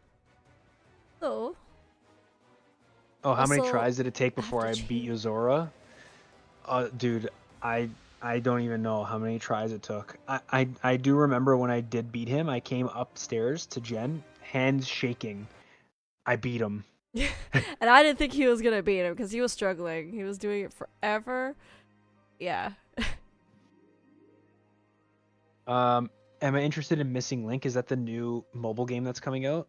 Yeah, it is. Yeah, I'll just watch the movie they make about it afterwards. I'm not dealing with that. This Um, guy. actually, and Thunder asks, how do I feel now that Jen has converted me to Kingdom Hearts? Um, Oh yeah, yeah, actually, I wanna talk about that in a bit. Actually, first I yeah, want you to I'll we could let talk you about do that at the end. this first, and then I wanna talk about that. Okay. Okay, that's fine. That makes sense. Okay, so for Melody and Memory, the story of this game. Oh man, this game, the story. Oh my god. Um, there's no real story to speak of. You play through the entire franchise, basically just the music of it, and it's a pseudo recap of the entire franchise. Besides, right at the end, after there's a little bit of a couple plot relevant cutscenes. So after sifting through Kairi's memories and Riku's dreams, I guess that's what you were doing the entire game. They finally locate Sora in Yozora's world with the help of a nameless star in the final world, which I'm assuming is Yozora's like girlfriend or something. Well, you don't assume that. You actually have no idea until I actually look it up, and then I told you. Yeah. But yeah, that is just a part of like the whole many questions I have. But yeah. So at the end, Riku ends up dipping into Yozora's world to find him, and Yed-Sid gives like everybody else missions to go on, and that's basically it. So the story gets a 3 out of 10. There's no story. It's Did you just say fun 3? rhythm game. Yeah, 3 out of 10. When there's no story and you give it 3, like what's a 0 then? Just because there's a little bit at the end. If there was Oh nothing yeah, at the yeah, end, true. then it would be a 0. So 3 out of 10 for story. So for the gameplay, it's a Kingdom Hearts rhythm game. I'm in. Rhythm games are a guilty pleasure of mine, Yeah, Joseph and likes rhythm games. the way it was executed here it was pretty unique. I liked it. I'm gonna take a second here to talk about the overall music of the franchise, as this covers all the notable music from the whole franchise. All the OG music made for the Kingdom Hearts IP, it fucking it slaps. It slaps. The music's Yes. great. Um, a lot of the reimagined Disney World songs, they're pretty damn good too, but some of them can get really repetitive. Um, yeah, but Which one's your favorite? my favorite song, Or which one is your most hated repetitive song? the Disney Town song from Birth by Sleep. Oh, the Disney Mm, Town song. no question. That's funny. Yeah, no question. Um, yeah, so the gameplay for me is an 8 out of 10. What's wrong with the 8 out of 10. Cinderella? Actually, yeah, the Cinderella world is the bippity boppity boo one. Listen, Cinderella one was pretty bad, but that Uh, Disney Town and Birth by Sleep, it's almost as bad as it's almost as bad, if not as bad as the Dream Eaters minigame song. So bad. But yeah, the gameplay here gets a 8 out of 10. It's a unique rhythm game. You know, it's you could play it with one hand for the most part. And I like it. For the platinum trophy difficulty of this game, it's a grind. That's basically the whole platinum. I didn't need to collect all of the in-game collectibles, which is great. It just requires you to play a whole bunch. The one trophy, that 100,000 enemies trophies, was pretty overkill, but that was about it. It took a few days of on and off grinding for that trophy. This game's meant to be played over a long stretch of time and not in one burst like I did, but I'm a crazy person, so yeah, I platinumed it. H-Fan asks, how long did it take for me to platinum Melody and Memory? Oh, trust me, I have a breakdown of how long it took for me to platinum every single game. I'm going to get into it. Oh my god. Do not worry about that. Did you give your difficulty rating? No, I didn't. Okay. so because it's just a grind, it wasn't too difficult. It's a 6 out of 10. This Lucky says, did you have a song you played on repeat on Melody Memory? I believe it was one where we had to do to get as many like combos as possible or something like that. There was one so song in particular. so the entire platinum is basically play every single song on every single difficulty and get perfect on 50 songs on each difficulty and then beat 100,000 enemies. So the two songs that I played the most were the Xehanort final boss battle music and the what was the one from Birth by Sleep that you like a lot? What's that one called? Or not, or 0.2, No. that one? Oh, the what is it? The Wave of Darkness. Yeah, The that Wave one. of Darkness. I played It's those two such the a most. banger. Yo, I have to play that right now. Yeah, I played both of those because those two songs had the most enemies in them, so I Wave just of played those over and over again. Darkness. Yo, the song is like one of my favorite songs. Yo, it's so good. Here we go. Yeah, KH Fan played the game as it was intended, as a side game, not a main game. I'm just a madman, so yeah, I played that song probably the most, because it had the most enemies in it. So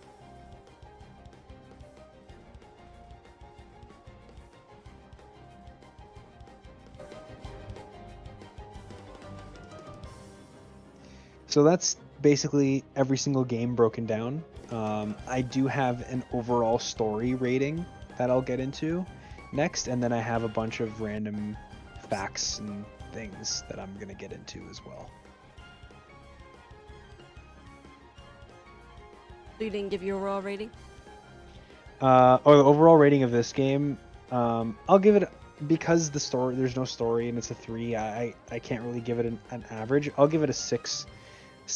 I'll give it a 7 out of 10. It was fun to play. It was mindless. The story wasn't really that important anyway, so I'll give it a 7 out of 10. So you put it on par with Kingdom Hearts 1? Yeah, but like the ratings are like, it's rated that for different reasons than why KH1 is rated 7 out of 10. You know what I mean? Yeah. Okay. So I can go into the my overall story rating breakdown, and then we can get into the random facts. I have things like, favorite worlds from each game, hardest bosses, things like that, all lined up. Yeah. Alright, so what are we going into first? Just the overall story. Overall story. Yeah. Okay.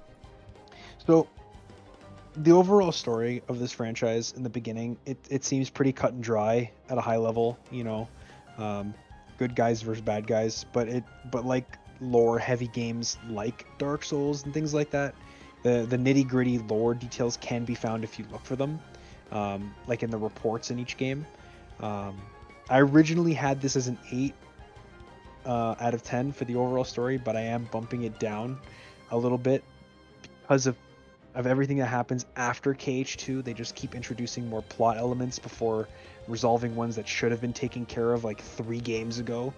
On top of the fact that the franchise has a bad habit of introducing most of the important plot elements in side games.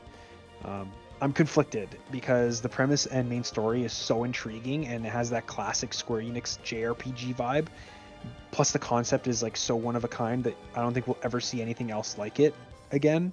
But the fact that every game has to be super plot important and nothing can be non-canon, it just makes it a mess to follow and to keep cohesive. On top of the fact that if you're following the story from the beginning and playing all the games as they came out, you would need like 6 different consoles, and it kind of alienates your fan base when some people can't afford to have all the consoles, or they can't get their hands on them, or they just have one console. So I'm left with a bunch of like, what if they did this or went this route or should have done that instead of this, or they clearly did that just because this looks cool. But I'm happy with the overall product anyway. So I'm giving the overall story of Kingdom Hearts a 7 out of 10 overall story. Overall. Wow.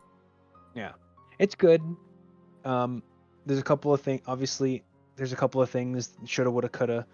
And just the way that this game, it's like almost like a meme for this game to be like so convoluted, this franchise. So yeah, 7 out of 10 for the overall story. 10. Okay. Yeah. I just gave a rating out of 10 just for the overall story, not overall gameplay, Oh, no overall no. platinum, just the overall story. Okay. Yeah. So I have now in front of me a lot of numbers. I have broken down how long it took me to platinum every single game with the math of how long every single playthrough was. Oh my So I god, will you're go insane. so I will go from the beginning. Okay, So first, hold on. First, we'll take a little break here just to say, yeah. So Joseph and I met. Was it 2 years ago? Two, 3 years ago. really? 3 years ago? I don't think so. I think it was 2 years ago. You met at the end of 2021, right? Yeah. Yeah, 2 years ago. Yeah. So 2 years ago, Joseph and I met in October 2 years ago, and when we first met, or I don't even know if we talked about it before we met, but I mentioned that Kingdom Hearts was my favorite game of all time, right? Or Yeah. did I mention? Yeah, and then I think for Christmas, so we started dating in like October, right? Or like end of October. And then for Christmas, I ended up getting him the Kingdom Hearts all-in-one. I was like, "Oh, if you ever feel like playing it, like, And then he dedicated how much time? Like so much time playing it all, and I feel like you kind of played it like just for me, but now playing it all, like, yeah, I don't know. I guess overall, like, what do you think of the game? And like, if you hadn't met me, would you have ever played it? Or if you had met me and I bought you the game and for some reason we broke up, would you have kept playing it? Like, I want to know if you only played it because of me or if you actually enjoyed the game. Or yeah. So I will say, before I met you, I was aware of Kingdom Hearts and a lot of its story elements. I would follow the story through like some guys I watch on YouTube and stuff. So I was already aware of a lot of the things lore-wise that were in the games. Um, if I had never met you, I probably wouldn't have played the games. I would have just been an observer, listening in on it, because for me, there are some things where it's like I'm interested, but am I really that dedicated to play them? But I still want to be interested in it and be aware of what's going on. You know what I mean? So I probably wouldn't have played the games, but I would have still done my thing of being aware of the franchise. Um, if you bought me the games and we, knock on wood, broke up before I started playing them, I would have probably still played them because I had the games. And I probably would have still platinumed them because I'm just crazy. Oh, So damn. yeah, I am glad that I did play them, and I am glad that I got a look inside how a different fandom is, not from the outside. Um, but yeah, no, it was a fun experience. I know that JRPGs can be a little bit of a headache, but I'm glad I did it.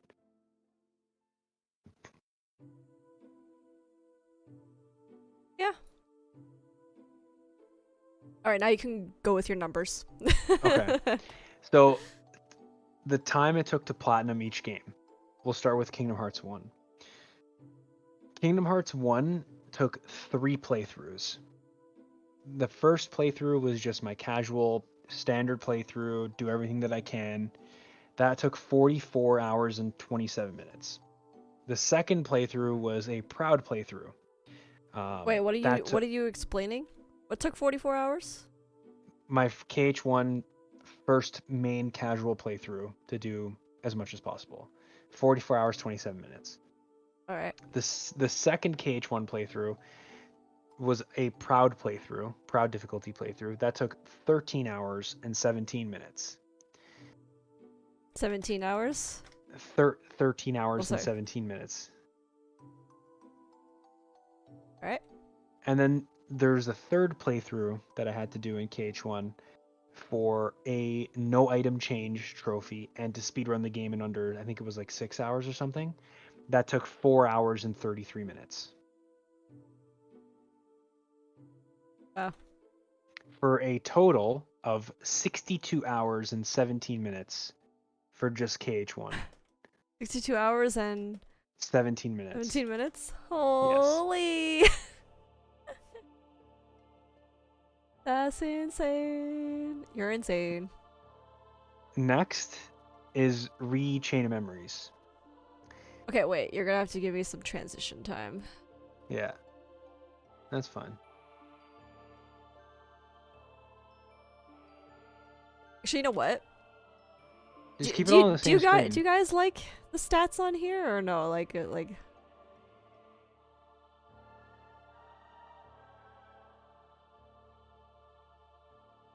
Alrighty, go, Joseph. So for Chain of Memories, I don't like his DD stats. So for the first like casual standard playthrough, just to do everything, was 37 hours and 37 minutes. 37. For the post-game Riku playthrough, I did that on Proud, so I didn't have to do a second one. That was 15 hours and 56 minutes. 15 hours, 56 minutes? 15 hours, 56 minutes. Alright. And then I had to do a third playthrough with Sora on Proud for another trophy, which was 10 hours and 36 minutes. Okay. Which has a grand total of 64 hours and 9 minutes. So about 2 hours more than Kingdom Hearts 1. You have to repeat that again. 6409.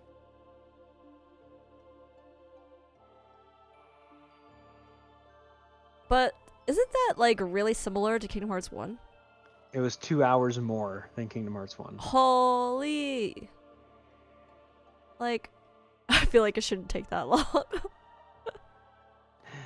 Oh no. Now it gets fun. Oh no. Kingdom Hearts 2. Kingdom Hearts 2? Wait. Hold on. Kingdom Hearts 2. Okay. So for Kingdom Hearts 2, I had a standard playthrough that I did. Remember, I had to stop and do it again on beginner. So this standard playthrough was 53 hours and 32 minutes. So that's beating the entire game, basically completing the entirety of Jiminy's Journal, getting to the data battles, and then giving up. 53 hours, 32 minutes. And then the second playthrough that I did on beginner to redo everything was 36 hours and 9 minutes. Hold on. 36 hours? And 9 minutes. Right. I think it's only like 17 hours less because I was able to skip all the cutscenes. The standard mode playthrough was your first playthrough, right? Yeah, standard mode was first playthrough. And then I had to do a critical run in Kingdom Hearts 2. And that was 13 hours and 45 minutes.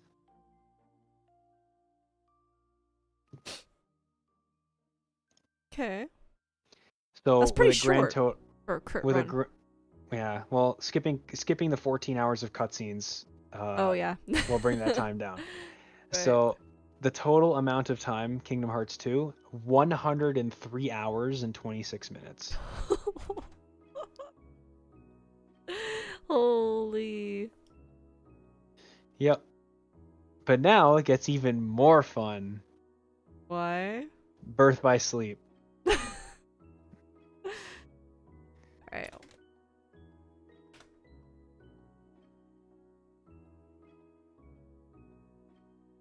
So here's the thing about Birth by Sleep. You play as 3 separate characters, which count as 3 separate files. And yeah. So this is gonna have a little bit in it. All right. So for my Terra playthroughs, You're not going in order from what you did first? Just No, I'm going with Terra playthroughs, then Ventus playthroughs, then Aqua playthroughs. So Terra playthroughs, hold on. Playthroughs and then Aqua playthroughs. Alright. so for Terra, Oops, yeah, there's Terra. 2 My bad, R's my in bad, my Terra, bad. I Jen. forgot. 2 R's Yeah. in Terra. So for Terra playthroughs, the first regular standard casual playthrough was 27 hours and 53 minutes.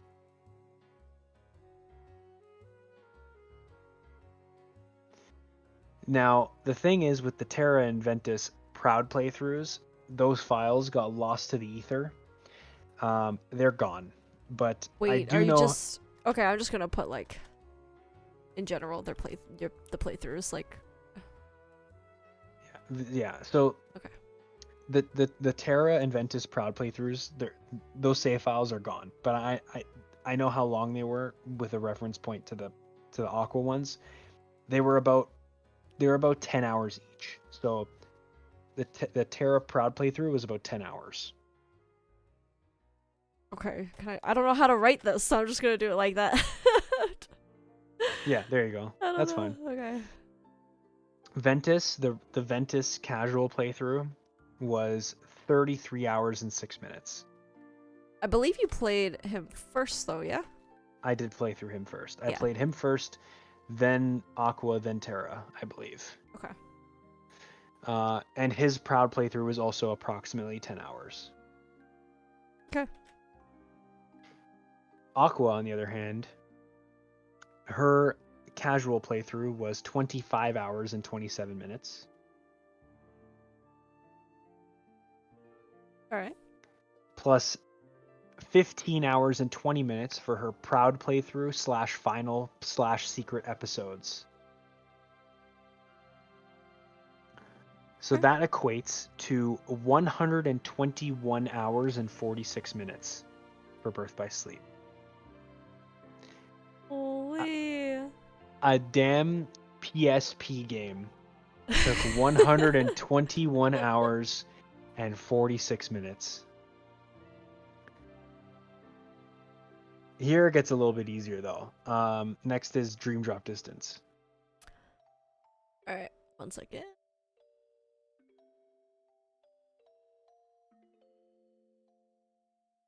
All right. Dream Drop Distance, way easier. One casual standard playthrough, 46 hours, 22 minutes.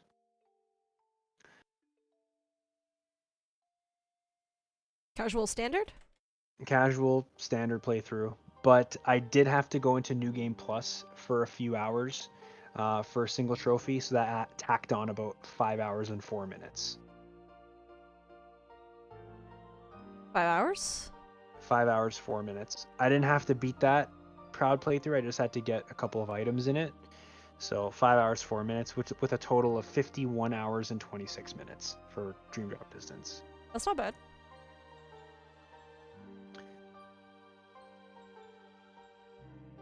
Okay, is CageFan asking if I did a crit playthrough for BBS? If it wasn't required, I didn't. I think I just had to do Proud. Yeah. No, for BBS, I just made me do Proud. I don't even think crit was crit an option as a difficulty. I don't think so. I think it was just Proud. I don't know. I think. Oh, you said you had to do crit. If I had to do crit, then you it was did. crit. Then it was crit. Yeah. Wow. If I had to do crit, then it was crit. Yeah. Yeah. So Dream Drop Distance 51 hours 26 minutes. Okay. What's next? Next is 0.2.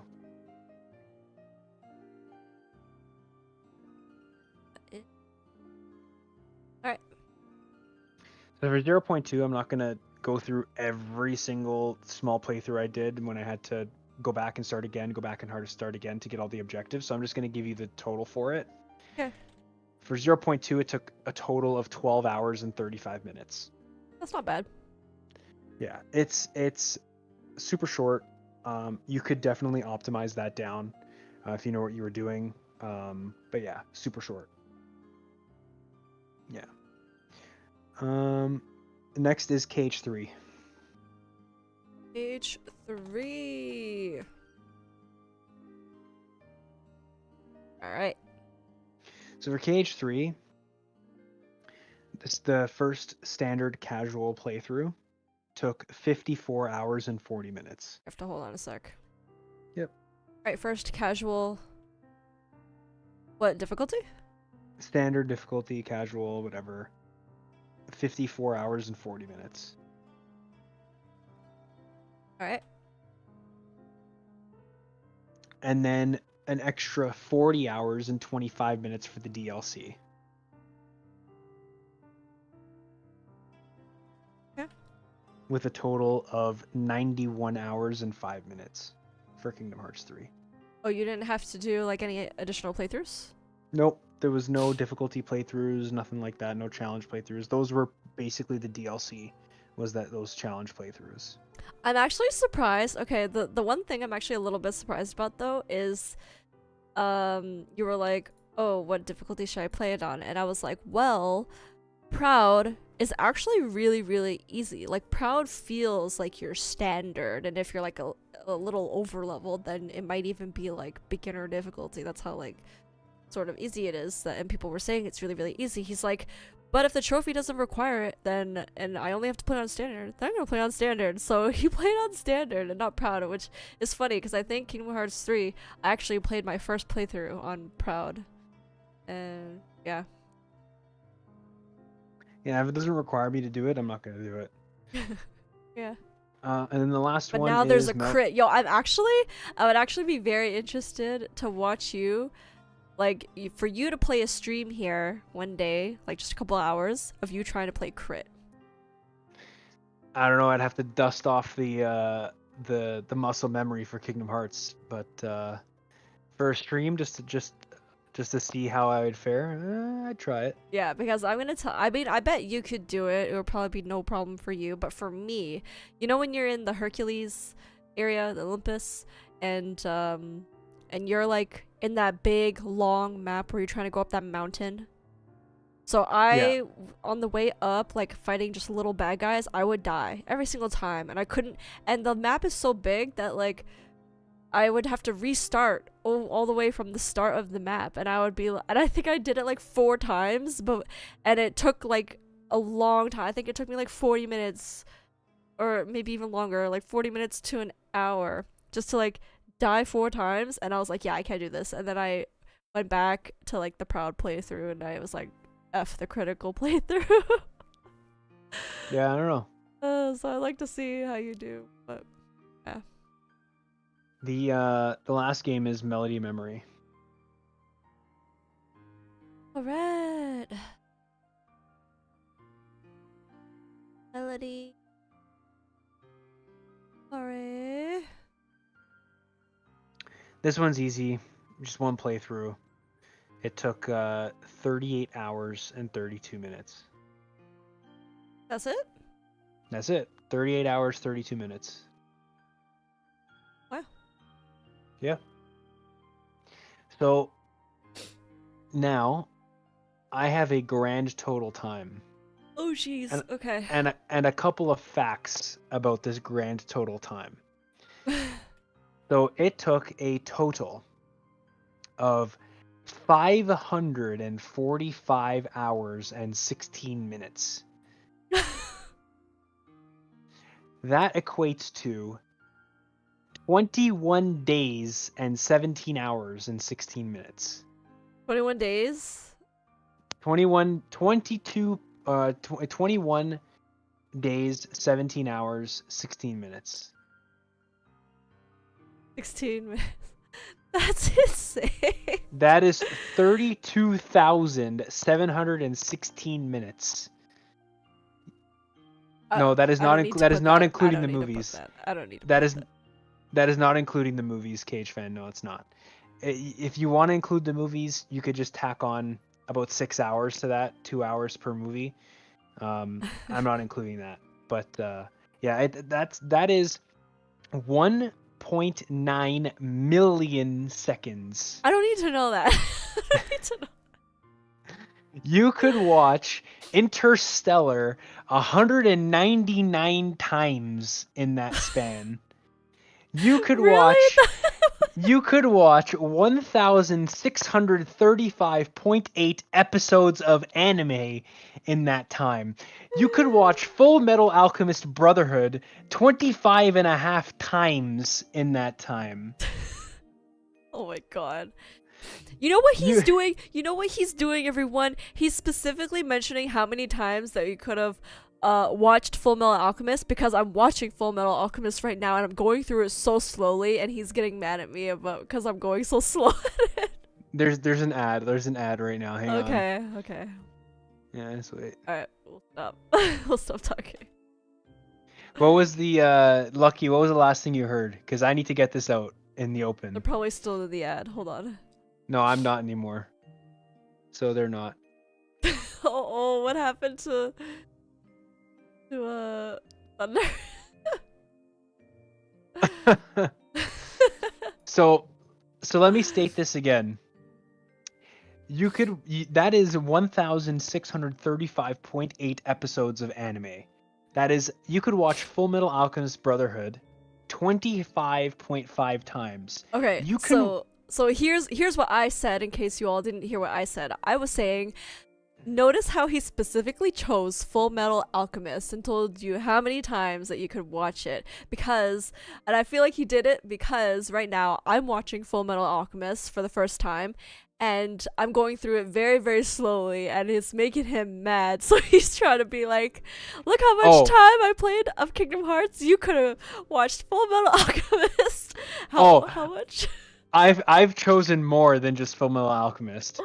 So you could Oh watch my Hunter x God. Hunter 11 full times. You could watch the Lord of the Rings extended trilogy 48 times. You could watch Game of Thrones 8 times.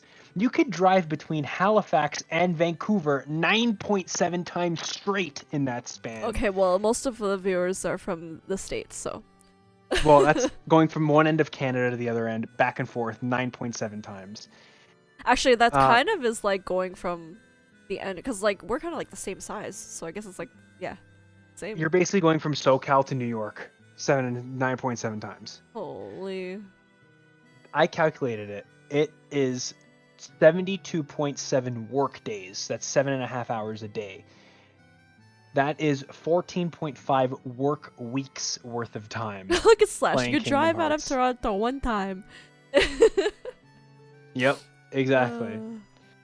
So that is my tidbit with the amount of time it took to platinum all of these games. You're funny. Now I have some random facts. So the first one is the hardest and easiest platinums. The hardest platinum was KH2, for sure. Easiest platinum was vanilla KH3, for sure. The rarest trophy that I have is the KH3 Risk Taker trophy, which is the challenge run from the DLC with all of those debuffs for those bosses.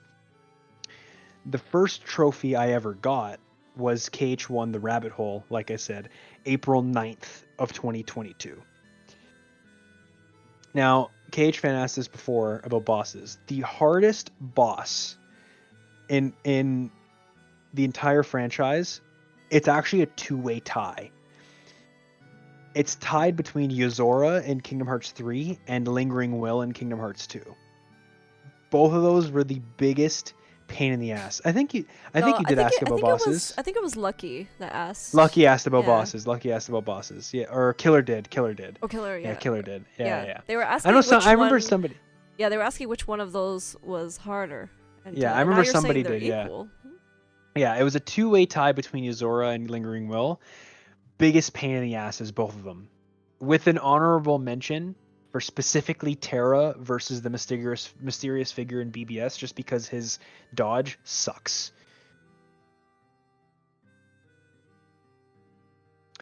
So those are the hardest bosses. Everything else was pretty standard. Did you answer how many times it took you to try to beat Yuzora? I I couldn't tell you how long. It definitely took like 4 or 5 hours total of trying to beat him. Um yeah, that beginning jingle of that fight is like a trigger for me. Like I will go into like shock if I hear it. But did you know that like there are some people out here, some K streamers that blindfold Yozora? So I think you can do the run just based off the sounds, I guess.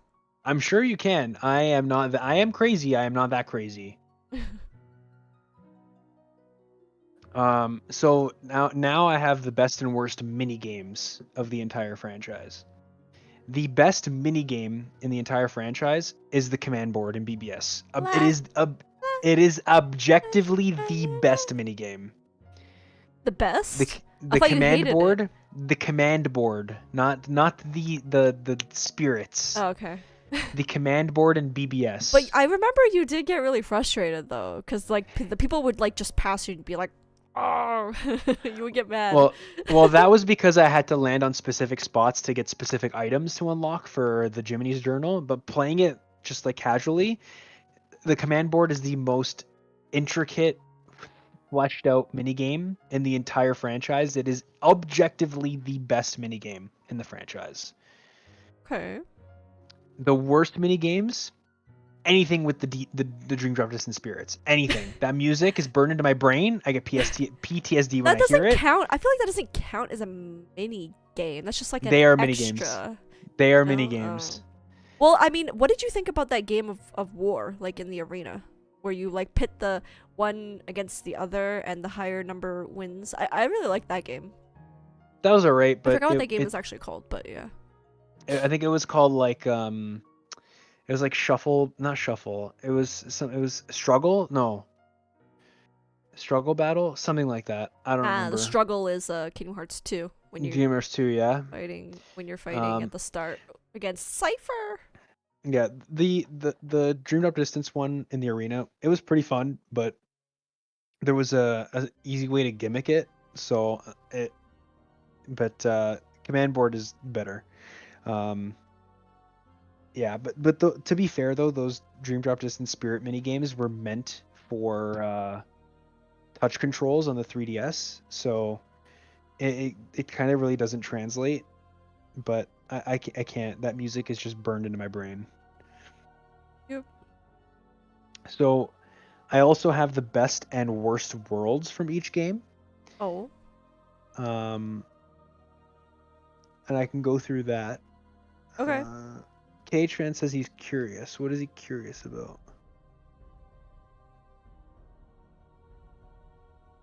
I don't know. The best Disney and non-Disney world from each game that I played through, so not including the movies and stuff. So KH1, the best non-Disney world of that game, I think, is I didn't want to have any overlap, so there's no same worlds in games, so there's no repeats. That's why you're going to be like, why didn't you choose this one for this game? Because it's probably chosen later down the line. So for KH1, the best non-Disney world is Destiny Islands. It's so iconic. It's like the music, the tree houses, the stuff. It's so iconic. And the best Disney world is Olympus Coliseum, just because of the arena and fighting Cloud and Sephiroth there. I love it. Yeah. Oh, Joseph, look what K-Tran said. Did you? No, you can skip those. Are you serious? Are you serious?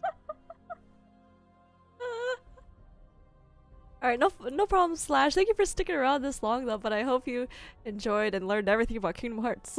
You pretty much got the gist of it. See you, man. Oh, K-Tran. Well, I mean, I did it. It's done. I can't get that time back. I mean, if I was still doing it, I would be a little more frustrated, but... Yeah, that makes sense for the HD version, because the HD version you can skip a lot of stuff, right? So, yeah. It was fine. I just had, like, YouTube videos playing as I was doing it, so... Yeah, it was fine.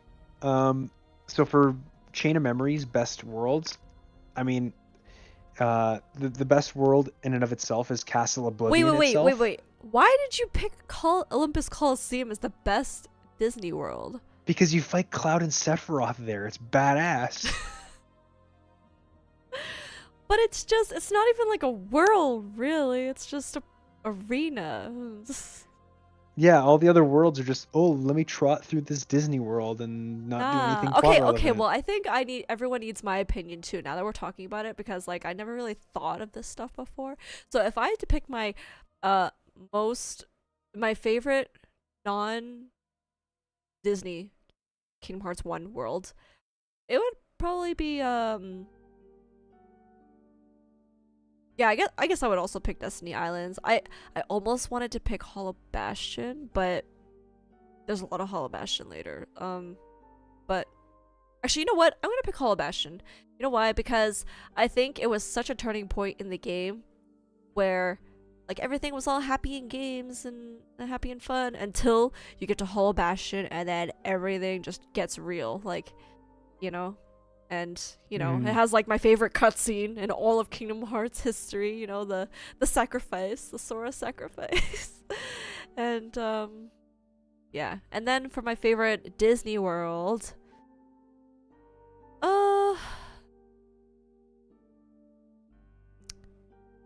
I mean, when I was a kid, every time a new world popped up, I'd be like, "Oh my god, this world is in the game! Oh my god, I love this movie! I love this world!" And it happened a lot. So I would have to say, you know what? Because this world is the only real. Actually, you know what? I don't want to say it. I don't want to say this like the Little Mermaid world, because like it's a water world. No one likes the water world. But I don't know. Okay. I'm gonna say. I don't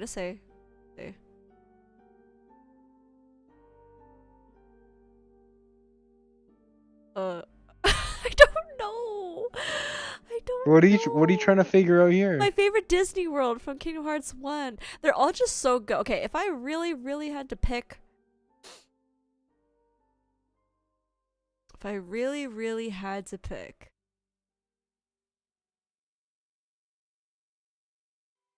It's really hard. It's really, really hard. But maybe I would say. Like, maybe I would say in relation to how it plays a role again in Kingdom Hearts 1, maybe I would say like actually no, I hate the ship. I hate the ship. I was gonna say the ship because like a lot of stuff happens there too, but the Hook ship, no, I don't think so. Okay, I'm just gonna go with Little Mermaid then. I'm sorry, I'm gonna go with Atlantica. Yeah. Because I also really loved Little Mermaid, so yeah, I'll say Atlantica. I'm sorry, that took me way too long. Your overall favorite for each game is 1FM, End of the World. True. Yeah, that was a really serious world. Yeah, also That's not a bad choice. I was thinking, yeah, I don't think I'm gonna list like favorite Disney and non-Disney world. I'm just gonna list favorite world as well. So you continue. Sorry, I took way too much time. So for Chain of Memories, really isn't any. All of the worlds are basically reskins of rooms, and they're just rehashes of all of the KH1 ones. So I just chose Castle Oblivion itself because it's super ominous and like the music is super eerie, as the best Chain of Memories world. Yeah, I'll just KH2. skip that. Yeah. Yeah, KH2 at best non-Disney, I chose Radiant Garden itself because it's basically Hollow Bastion with more context, and it's just as iconic as Destiny Islands. And then for Disney World, I chose Port Royal because the music, and it's like the first live action Disney World. So yeah, those are my two for KH2. So for me, overall favorite world, I think I have to go with Twilight Town. I'm sorry. Twilight Town is just also like, it's kind of like Traverse Town, but it's a better Traverse Town. So it's kind of like almost like how Destiny Islands is for the first game. It's just like it sets the tone, it's the start. It's got freaking the song that's playing right now, Afternoon Streets. It's so chill. I love it. Yeah, I'm gonna say Twilight Town. And for KH Fan, he says the world that never was. True. Yeah. Yeah, Always that's a good choice too. the end and the first worlds, I feel like, are just so iconic. Yeah. Yeah. Um, Oh wait, but can we for go with favorite song too? If you have a favorite song. So for Kingdom Hearts 1, what's your most hated song that you hated listening to all the time? For me, it's freaking Alice in Wonderland. I hate that song so much. um, the I Uh, can't really choose if there's one that doesn't really stick out to me. So I what? wouldn't say I really have like a worst song. It's just I when it comes to the music, I really focus on on the good ones unless it sticks out like fucking like Disney Town and this stupid um like Spirit song. But Like, like Cage fan, you're worrying me. What did I do? What did I do? Okay, you can continue. um so for BBS, the best non-Disney world, I chose the Land of Departure. Um because of its just because of the context later on with its significance.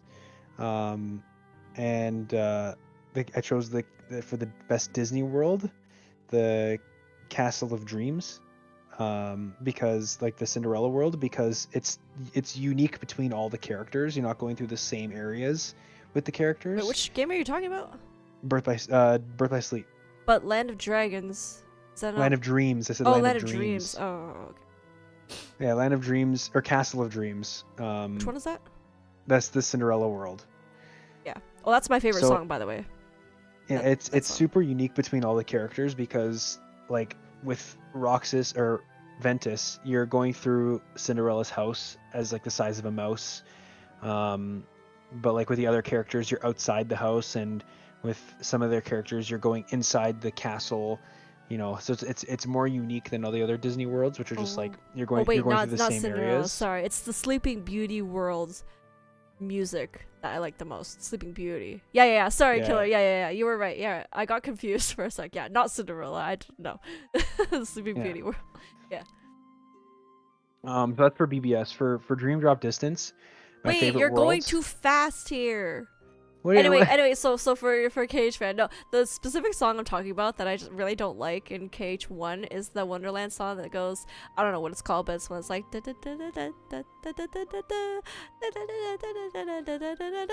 I don't know. It just I feel like maybe I AFK'd there. Maybe I just got stuck there. I think I did when I was young. I got stuck there, and I just listened to that song way too much, you know. So I think that's what it is, maybe. But yeah, and in KH2, KH2. I mean, maybe I just gotta pick like Sanctuary or something. Yeah, I don't know. Okay, anyway, sorry. Joseph, continue. Cage Fences for BBS, either Neverland or Castle of Dreams. Yeah, yeah, I like Castle of Dreams just because it's different between all the characters. Earth Okay, by this Sleep, is Space Paranoids. Oh this yeah, is I Space forgot Paranoids, yeah. about that. Do you remember that, Joseph? I feel like I forgot the whole Tron Space world. Paranoids. Yeah, Tron Was, world. was that was that in BBS or was that in Cage 2? So remember KH2 was Tron and the what do you call the bad guy? The thing. The master or whatever Yeah, the program. MCP. And then Birth by Sleep was remember the girl and his dad and the girl. We're gonna Olivia Wilde. No, that's in Dream Drop Distance. Oh, that is in Dream Drop Distance. Wait. Oh, maybe it wasn't Birth by Sleep. Wait. He's talking about the Stitch world. He's talking about outer space. Oh, that's Deep Space. All right, what am I thinking of? Space No, Paranoids? he said Space Paranoids, but he meant deep Oh, space. okay. Yeah. Yeah. My bad. Um. Oh, true, So, I forgot about that. Yeah, that's pretty cool too. Pretty cool. My favorite Disney support or Disney World in BBS. Lucky. My favorite Disney support in BBS. I didn't really use supports, did I? I don't think so. I don't know. I used a lot in H2. That's because I practiced a lot of speed running. Yeah. I don't think I really use supports. I kind of just button mash. Yeah. Button mash and get mad when it doesn't work. But magic. Joseph, also, I have to let you all know that Joseph kind of did the same thing that I did when I first played. So I told you how I was a button masher, right? So he was like button mashing, and he didn't realize the beauty, the OP-ness of reflect. Reflect. It's so OP. I didn't and use any of magic. the I didn't use any of the mechanics until the game forced me to use them. I was like, man, you gotta use reflect for everything. Yeah, reflect. We all love reflect here. Best move in the whole game. So Uh, now it's time for Dream Drop Distance best Disney and non-Disney worlds. So for Cage, for yeah, Dream Drop Aqua Distance, Barrier, so good. for Dream Drop Distance, this is where I'm dropping the Traverse Town, just because Traverse Town is also very iconic, but you explore a shit ton of it in Dream Drop Distance, more so than any True. other game. So that's True. why I chose it there. And for the best Disney world, it's got to be Symphony of Sorcery. Like, it's so unique in that game. And it has to be. The music is tied to your combat. Like, it's yeah. See, even Cage fans said it. Symphony of Sorcery. It's so unique. True.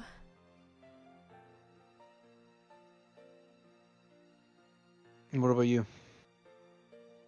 I don't know. I don't know if I have a favorite world. I mean, I think because it's the first time I ever saw it in Kingdom Hearts, I would say maybe I really like the Notre Dame world. Hunchback of Notre Dame. Hmm. Notre Dame. Yeah. Yeah. See, everybody agrees with me. Symphony of Sorcery. So now for KH3. This is for the best. The least favorite Pinocchio. would be Pinocchio. Yeah. Spelled at the same. Wait, hold on. Penincho. For Kingdom Hearts 3, this is where I put Twilight Town as the best non Disney world. Just one, because I couldn't choose it in. Oh, that's a good one, Cage Man. Yeah. Yeah, just because I couldn't choose it for what's it called, 358.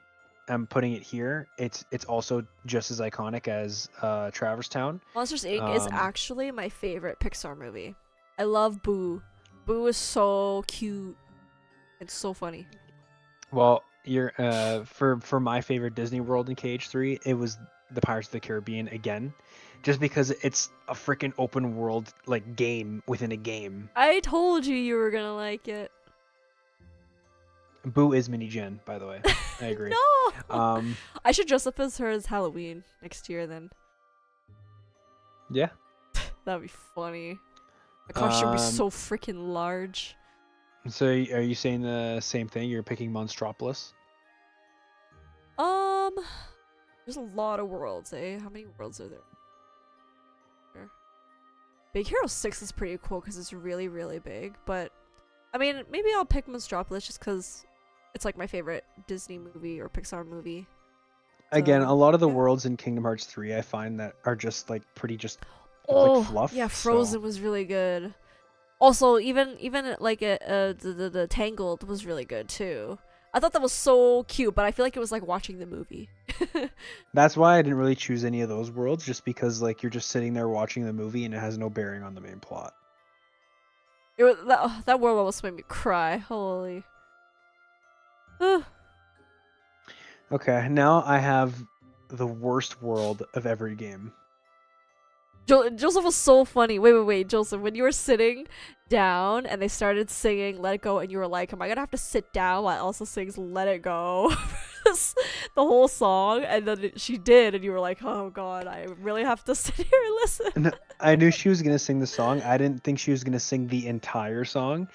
But it's funny because you can tell when Square Enix was like, okay, we have to make this cutscene look pristine, because it goes from like game generated cutscene to like pretty good rendered cutscene to like this has to look like the Disney Pixar movie kind of cutscene. Yep. So for the worst worlds, I did the same thing. So KH1, Recom, KH2, BBS, DD, Dream Drop Distance, and KH3. All right, let's go So through it quick. I feel like it's getting time. I don't want to Yeah. keep everybody. Yeah, there's only a couple of things left. So the worst world in each game, KH1, Atlant- KH1 picks Atlantica and Olympus, So- which was our favorites. well, I picked Atlantica because of the damn swimming. I hate that world. It's not that KH1, KH1, Atlantica, swimming. I don't like it. Recom, all the worlds are the same. They're just reskins of rooms, so you can't really choose in that Yeah. game. KH2, I chose Disney Castle only because all the other worlds are so great. bad. No, and Disney Castle's so good. It's just because it's so small and it's just a jump to the Timeless River world. I feel like um, you can pick Winnie the Pooh. I think that Nah. counts. Otherwise, I would choose Atlantica again, but I don't think it counts because you're just playing songs in that game. I like songs. In Birth by Sleep, this is an easy worst world for me. It's freaking Disney Town because the music is just like a drill to my brain and I have to do it 3 times. So I don't like Disney Town, and it's just like a mini game hub. I don't like Disney Town. Dream Drop Distance, I said it's the Hunchback world. What? But I just like that world. My reasoning I wrote here, I said it sucks that it's the only time the Hunchback of Notre Dame shows up in the franchise, and because I found the world just too big and empty. Yeah, it's pretty empty. You fight big dragons at the end. So it's just a shame because it's the first time the Hunchback is in the Kingdom Hearts franchise, and it's just a big empty world. For KH3, worst world, I put Arendelle. Literally, the entire Frozen movie takes Sora, Well, Donald, like you and said, it Goofy was out of Tron for him. Tron in Dream Drop Distance. Yeah, and Killer says Pinocchio. But I said Arendelle for Kingdom Hearts 3. Really? Worst world. It's literally the entire Frozen movie. You take Sora, Donald, and Goofy out of all the cutscenes, and nothing changes. It's the worst. It's just like watching the movie. I guess it's kind of. I thought it Uh, had really nice overworld music though. That was alright. It just sounded so happy. It's Um, like, dun, dun, dun, dun, dun, dun. and my overall worst favorite for worst world is Disney Town, just because I had to do it 3 times. And I want to just to say it again that Disney Town sucks. I hate it. Least for KH3 was the toy. Your least favorite for KH3 was the toy box? Really? I kind of see that because of all the worlds to go through the movie, I think Toy Story would have been the most fun, and they just didn't do that. Yeah, true. I liked exploring that area. Didn't And like I the also toys. Aw. And I also feel like they just made the Toy Story world like the intro to Yuzora, and that was it. I don't know. remember, yo guys, Joseph had like the same exact thought that I did. As soon as the Yozora like commercial or whatever played on the television, he was just like, "Are they putting ads in games now?" Because I remember. I'm like, is this an ad for FF15? Yeah, he was like, "Is this an ad is for Final Fantasy 15 and or 16?" And I remember like, because when I first played, I was like, "Did my game like turn off and now I'm watching an ad?" I was like, or did they put an ad in my game? And like, I thought it was so funny. Yeah. So now I just have like my favorite characters and least favorite characters, and then I'm done. Then if you have any questions for me, I can answer them. So my favorite character, including the main trio, because I feel like you have to do one with and without the main trio. My favorite character, including the main trio, it's Riku. The guy had the biggest 180 like glow up. He's like the only competent character in the entire franchise. He's the best. He's my favorite character. Yeah. Wait, of Um, all the games? Of all the games, favorite character in the entire franchise, Riku's the best. Okay. Replica. Does that count? Yeah, I am picking the character that's voiced by Cole Sprouse, okay?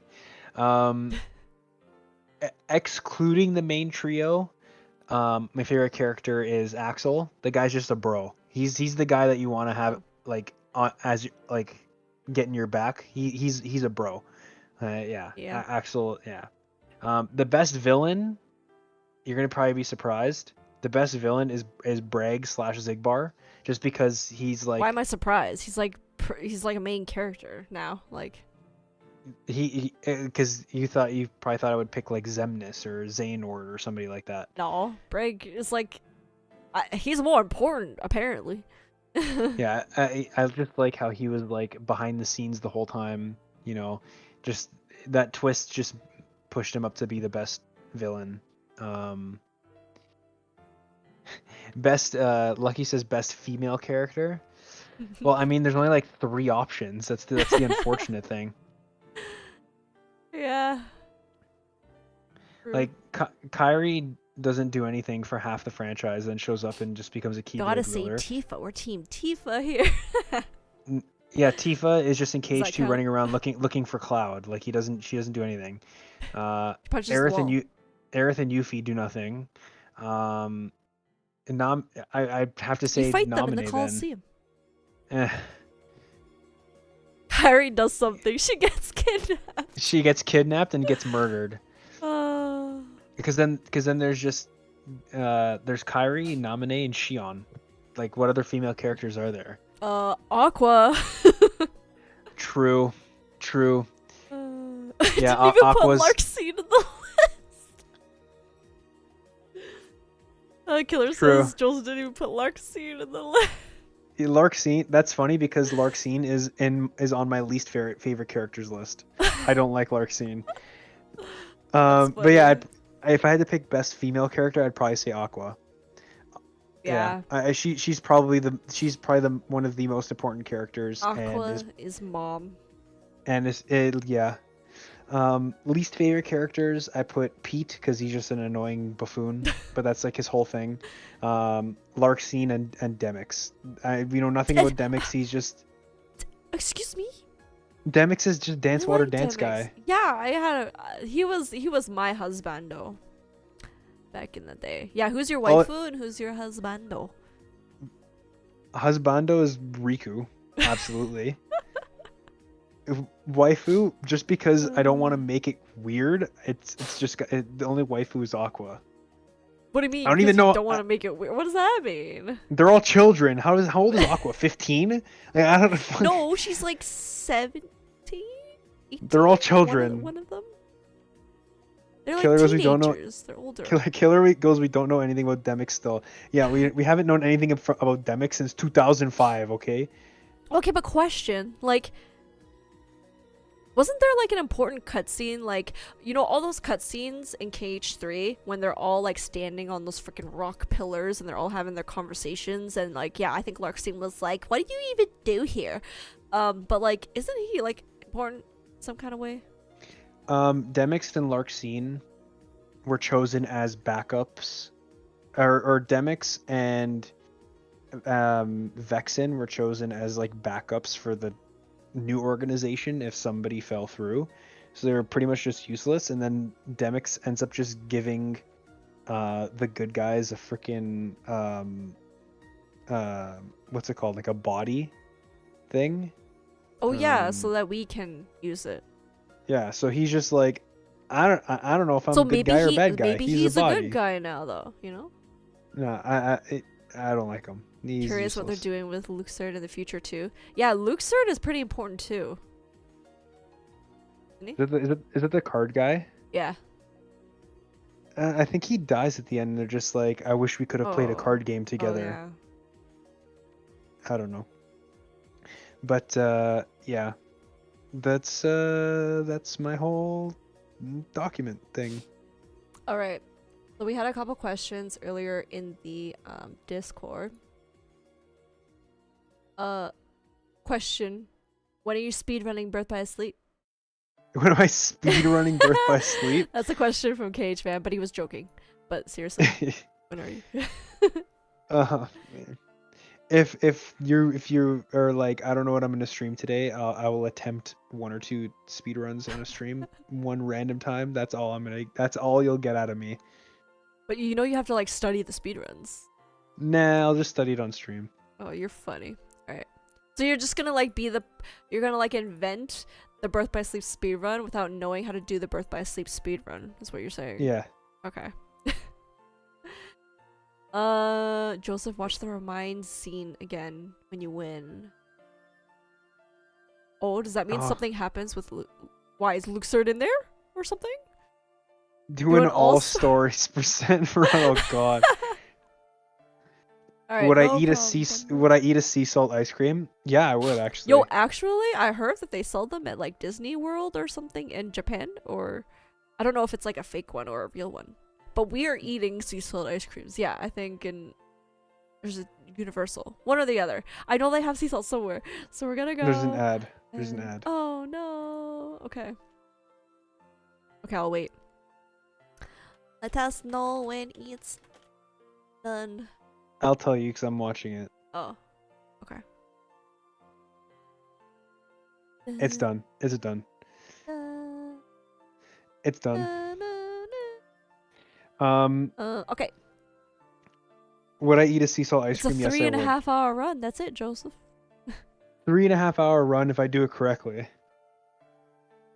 Yeah, there's somewhere in Um, Japan that sells sea salt ice cream. We're gonna go eat it when we go. By the way, Joseph and I are going to Japan next year, so we're doing it all. Let me know if you know of any Kingdom Hearts things there is to do in Japan and see, because I was looking up all this anime stuff and I totally forgot. Oh yeah, Kingdom Hearts. But that's because I feel like it's not popping right now in terms of Kingdom Hearts stuff, but who knows. All right. Question. More serious question. But he actually genuinely would like to see a run from you, Joseph. maybe. Yeah, I also know about the Square Cafe, which I think they do have like Kingdom Hearts merch a little bit there. But I think in terms of like stuff they sell on the menu, it's like pop-ups. It's whatever's popular at the time, and I think right now they have like Jujutsu Kaisen stuff going on or something.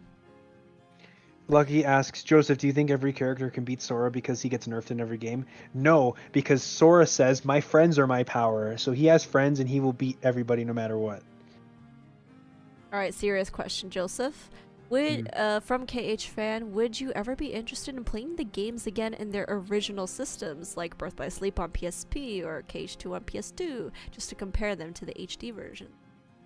The only one that I would say that I would play was probably be 358, just because I never played it. Yeah, Days on DS.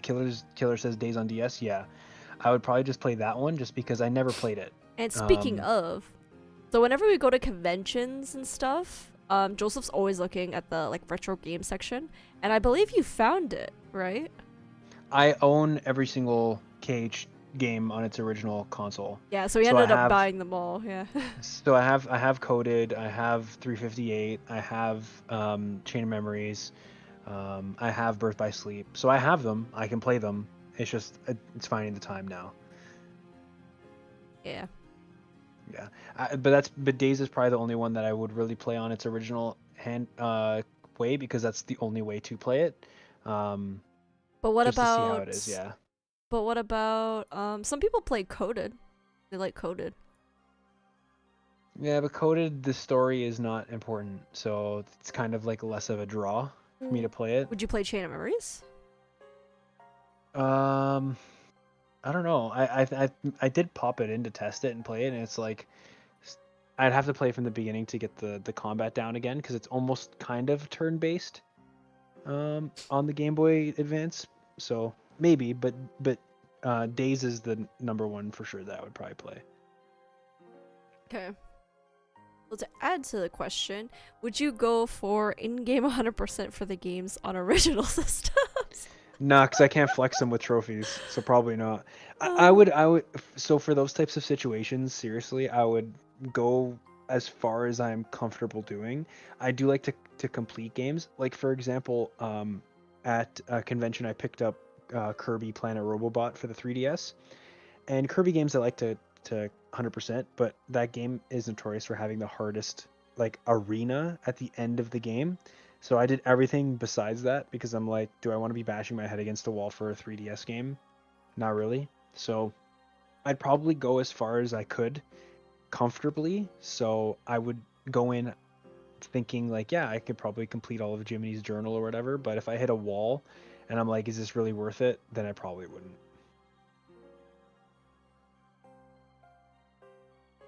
trophies are just so alluring because you can flex them. So, yeah. Wait, Joseph, I have a question. I don't even know what I intend to find out or do with this question, but like, I remember in Kingdom Hearts 3, I am so confused by that freaking world. What is that world? Actually, my question's kind of like a long one, so let's answer Lucky's first. What's your favorite Keyblade from each game? I can't really remember what Keyblades are from which game and stuff, but I mean, I really like Oblivion. Yeah, I really like Oblivion.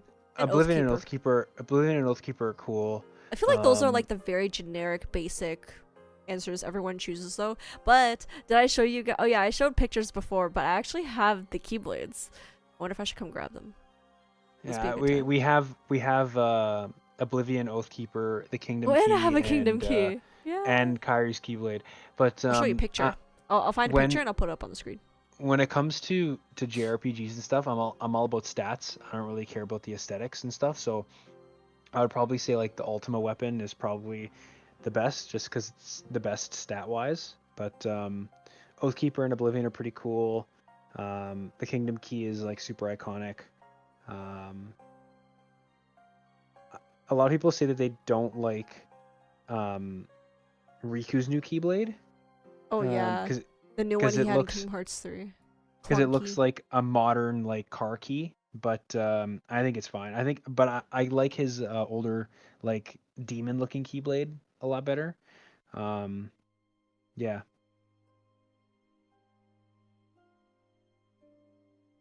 I think that's what I would say for the There we go. Keyblades. There's my Kingdom Key. When I went to anime convention this year, I bought the Kingdom Key. Yeah. And then I think the previous year was when I bought the other 2 keys, right? Or was it this? I don't know. I'm getting my years mixed up. The previous year we bought Oathkeeper and Oblivion. Yeah. This one. Yeah. All right, Joseph. My big question was that freaking world. I don't even know what the world is called. It's that world that looks like when Sora like freaking died, but didn't actually die. The final world? Is that what it is? Yeah, that world. What the one that's just like sky? Yeah, like what is that? Who is the nameless star? The thing is, okay, so listen to this, guys. So when Joseph was walking around in that world, he I don't know what happened. I don't know if it's a time-based thing or like it's like if you walk out of the area, you can't trigger it, but you could talk to a bunch of like the stars, floating like translucent stars that are there. And if you talk to all of them, you end up getting into a conversation with the nameless star, which is supposed to be like a notable character that says that they know somebody who's looking for them, basically. And then when you do the Remind DLC, you go back to the final world with Kairi, Riku, and the fairy godmother, and you talk to this nameless star, and this nameless star somehow knows Yozora and figures that they could be the link between the final world and Yozora's world. It doesn't explicitly state it, but if you search it up, like Jen did, it hints that that nameless star is like a love interest to Yozora or a girlfriend or something like that. Yeah, I was or somebody confused because important. I'm like, I feel like the game didn't hint enough at something like that. So it's like, how would we even know? I don't know. Yeah. So I think that's all I know. Yeah.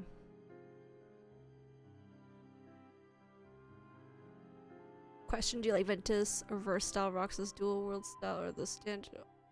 What? The is when Keyblade you hold it styles. back? Do I like? Oh yeah, when Do you I like the Ventus reverse style Roxas? The dual wield is just sick. Yeah, dual wield. The dual is wield is the just best. sick. Yeah. But I mean, obviously, I think the clear winner is the Roxas dual sword because that's just cool. Because in a way, it's like when you're fighting that Roxas fight and you end up doing the end thing, and then you end up with 2 swords. It's kind of like that.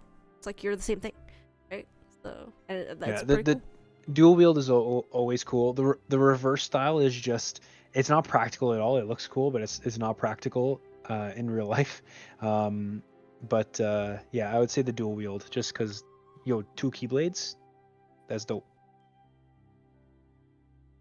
Oh, sorry. Also, by the way, Killer asks, is that the kidney key that makes sound effects? No, it's just a foam, a very heavy like foam, keyblade. Yeah, like someone just made it. Ventus I have backhand style. Yeah, I like Ventus. I think of all the characters, I think in an interview that I did for the Cage 20 thing, I said that Ventus was my favorite character. But I think it's just because he's like this little boy you take care of, and I was just reminded of that scene. I think I had just played like Birth by Sleep at that point, and I just remember that scene where he's like, I got tickets to Disney Town. That part, I just love that cutscene so much. It's so cute. Now I have a question for you and everybody here. Why in the world does Ventus and Roxas look the exact same? Why? Like they're both in Sora's heart or some shit. I don't know. Why? Is it because when Ventus's heart was being stored inside Sora, when Ventus went to sleep, that when Sora got split into a heartless and a nobody, his nobody took the form of Ventus? Is that why? I don't know.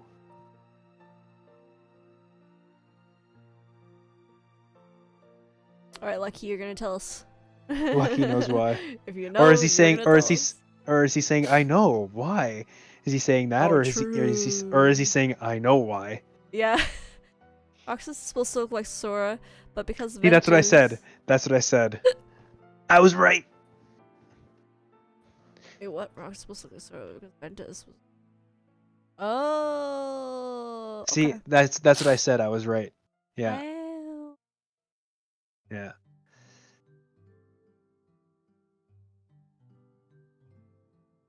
Yeah, so that is my entire breakdown of this entire franchise. A franchise I spent almost a full month straight playing probably and same platinuming. reason Vanitas looks like Sora. True. But yeah. Trying to think if there's anything I missed. I don't know. If there's anything that you missed, you can ask. If it's super important, ask me in person. I'll answer, and then just put my answer in In the Discord. person. Yeah. Yeah, fly I'm over here. here and ask Joseph in person, guys. No. You, Jen. You ask me. Yeah. Oh, okay. I thought you were telling them. Yeah. I will. Or you're in my Discord too. You could just talk to them in the Discord. If I see it, I don't know. My Discord is a mess. Yeah. Sure, I'll be there next week, Cage fans. It's perfect. I got a bed made for you. But yeah, so Joseph and I are going to Japan next year. If you know of any KH things that I don't know about, let me know. I'll try to do them. Joseph, who do you ship? Out of Who the do I ship? trios. I Well- don't know. I mean, I feel like it's very obvious that Sora and Kairi got a thing going on, but I think for the others, I feel like they mostly have like a brotherly and like a sibling bond. You know? See you, Cage fan. Bye, Cage Um, man. I would. I don't know. I feel like a lot of the relationships are like not meant to be romantic, but Except for Kairi and Zora. I think the ones that make the most sense is Kairi and Sora, Terra and Aqua. That's basically it. Like if I think people have talked a lot because they spent a lot of time together. Is like people talk about Namine and Riku. I don't know though, because he was kind of like with her, saving her, kind of. I I would don't say Roxas and Naminé because they're both heartlesses, Oh, but true. Well, they're nobodies actually. or nobodies, but I think yeah, I don't know. Yeah, I agree. I kind of feel like just Sora and Kairi, and then I feel like everyone else is kind of like they have like a sibling relationship. Yeah. For a while, I was thinking, like, does anyone ship like Axel and Kairi because they spent so much time together training? I don't know. Now Axel has a girl that he likes that Oh, Yo, that's the important thing I wanted to mention. Oh my god, that was another important question I wanted to ask. Oh my god, and Cage Fan's not here. No. Okay, I really wanted to ask. You remember how Axel and or Lee and what's And his name, Isa. Isa, were talking about this girl? They were like, "Oh, this girl, and we gotta find her. We gotta save her, or something." And it would never mention who the girl was. And I kept thinking in my mind, like, "Oh, maybe it's Namine." And I was like, "No, that can't be. It doesn't make any sense." Or no, and I No, was thinking maybe it's Shion. And I was like, no, that can't. That no. doesn't make any sense. So it's someone that they knew when they were like younger, but I don't know I'll tell who you. this girl is. I'll tell you who it And then is. I thought that it was the nameless star because the girl is like, I'm trying to like look for him, and the guys are like, I'm trying to look for Jen. her. Jen. Yeah. You got to give context. There's a bunch of reports that you can unlock by doing battle gates in Kingdom Hearts 3, Wait, what's and it's Scald? and it talks about Lee and Isa seeing this girl who was in Hollow Bastion or Radiant Gardens castle and visiting her all the time, and then one day she just disappeared. Oh yeah, so I thought they were talking about Kyrie, and I was like, what? You know, like I got so confused. It's probably someone. My opinion changed like every day. It's probably someone from the mobile game, or it's the nameless star. It can't be any of the main characters because they Well, it would. If can't it be was nameless Kairi, star if I googled and KH Wiki told me that it was Yuzora's girlfriend. Yeah, it has to be Skuld. But I don't know who Skuld is. I'm sorry, I actually did not play the mobile game like at all, so I don't know anything beyond back cover. Is that a person from? Oh, it's a person from Union Cross. Okay.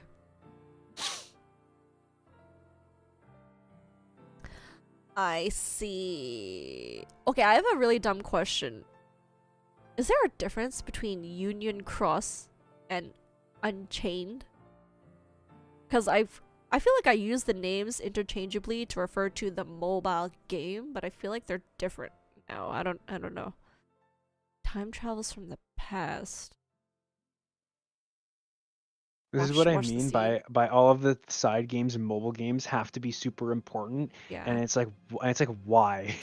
And there was, so guys, I did warn Joseph that I was like, if you want the full context and you want to know like everything that's going on, I was talking about how there was that person that you guys linked to me, of the person who put all of the cutscenes together for the mobile game, and I was like, we can watch this whole thing, but Joseph was like, nah, and so I didn't watch it either. Yeah, Everglow, that person. Everglow is like the Kingdom Hearts like video person to watch. Yeah, but we never watched it. Maybe we should watch it. I don't know. Mm-hmm. But yeah, but that's my biggest mystery right now is that girl. Who is that girl? I guess you guys know who the girl is then. And frickin' the black box. What's in the black box? Which version of Xehanort is your favorite? Good question. I mean, a part of me kind of wants to just say like OG Xehanort because he clearly looks like a really, really bad guy, and that's who he is at the start and at the end. And he's also voiced by who's he voiced by? Is it the Leonard scientist? Yeah, Leonard Nimoy. from Back to the Future. No, No. so Oh yes. wait, I'm getting Well, confused. yes, but Oh. Leonard Nimoy originally voiced him, who was Spock in Star Trek, but then he died, and then they got Oh. some voice actor to voice him in Kingdom Hearts 3, but he sucked. Let's call a spade. He sucked. And then in the DLC, they replaced him with Christopher Lloyd, who was Doc Brown in Back to the Future. Christopher Lloyd. Yeah, that's Isn't his name. Christopher Lloyd the guy who voices Ansem? The Wise? Who's the one that voices No. Ansem the Wise? I'm getting people's That's names mixed up. That's Christopher Lee, and he's also dead. Oh, my bad. That's funny. Wow, they actually changed the Xehanort voice actor just for Remind? Yeah, they just changed it for Remind. Wow, okay. Oh, you're assuming who she is. Black Box is a black.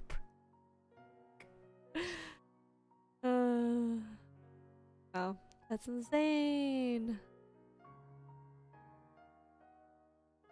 But I will say my favorite version of Xehanort is probably the Terranort Xehanort, because it's just a curveball, and he ends up being the Xehanort that we all know, who turns into Ansem and Xemnas. My bad.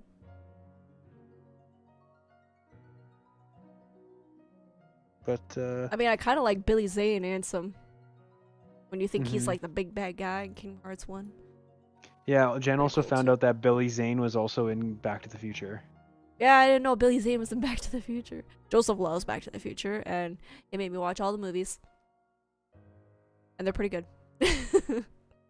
They're the best. They're iconic, man. Timeless movies. Yeah. All right, guys. I think that's it. It's been a long time. I didn't think this would take longer than 2 hours. It's been 3 hours, and I think that's pretty good. We did a good job. Yeah. But if anybody has any questions that they couldn't think of until now, throw them in the Discord. If I see them, I see them. If not, Jen will see them and relay them to me, and then I'll answer. Really, you enjoyed this? Oh, thanks. Well, I'm happy. I'm happy you enjoyed it. Yeah, it's a long time coming. We've been trying to plan this for a while. I didn't seem like I was too prepared here because I didn't even have all my photos ready for all the games. But yeah, I hope you all have fun. Yeah, I guess we'll just go now. Glad you stuck around. Nice. Okay, yeah. Oh yeah, Yeah. just a reminder, everybody. Tomorrow I will be streaming for Joseph. Do you like the baldness? I wish I was bald. I wouldn't have to buy shampoo. Oh my god, you could literally look like that if you shaved your head. Yeah, I would slap Xehanort's head. That's funny. All right, everyone. Tomorrow, I almost forgot my own stream tomorrow, but tomorrow, from 6 to 9 p.m. EST, which is 3 to 6 p.m. PST. I'll be streaming on the AMD channel tomorrow, and it is my annual fundraising stream for Extra Life. If you don't know what Extra Life is a company fundraising initiative, let's just say that, that raises money for Children's Miracle Network hospitals. So my local hospital to me is called Sick Kids Hospital, so it goes to children. And yeah, so I'll be fundraising for that tomorrow. I'm either going to play Fall Guys or Fortnite. One or the other, maybe both. I have no idea. But if there's anyone who would like to play with, you can let me know. Yeah, and I have to try and think of incentives to do. Like something I can do if we hit like a certain goal. Because I'm really bad at those. I'm really bad at being creative in that sense. Yeah, like I don't want to take a pie to the face, but maybe I'll like dress up in a costume or something. But yeah, so I have a lot of thinking to do for tomorrow, a lot of setting up for tomorrow, and usually I only stream 2 hours, but I have to try and fill up a 3-hour time slot tomorrow, so hopefully I can play Fall Guys for 3 hours without getting bored. We'll see. And hopefully I can raise some money for the children. But thank you so much for watching. Hope you have fun, Joseph. I think everyone liked this stream. They were looking forward to it. It was insightful, and yeah. Yeah. Okay, everyone. Bye. See you tomorrow. Hopefully adopt them to be a mom. Okay, it's not like that. It's not adopted children. It's save them from their sickness. But yeah. Alright, everyone. Hopefully I'll see you tomorrow on that AMD stream. And yeah. Thanks, Joseph. Bye. Bye.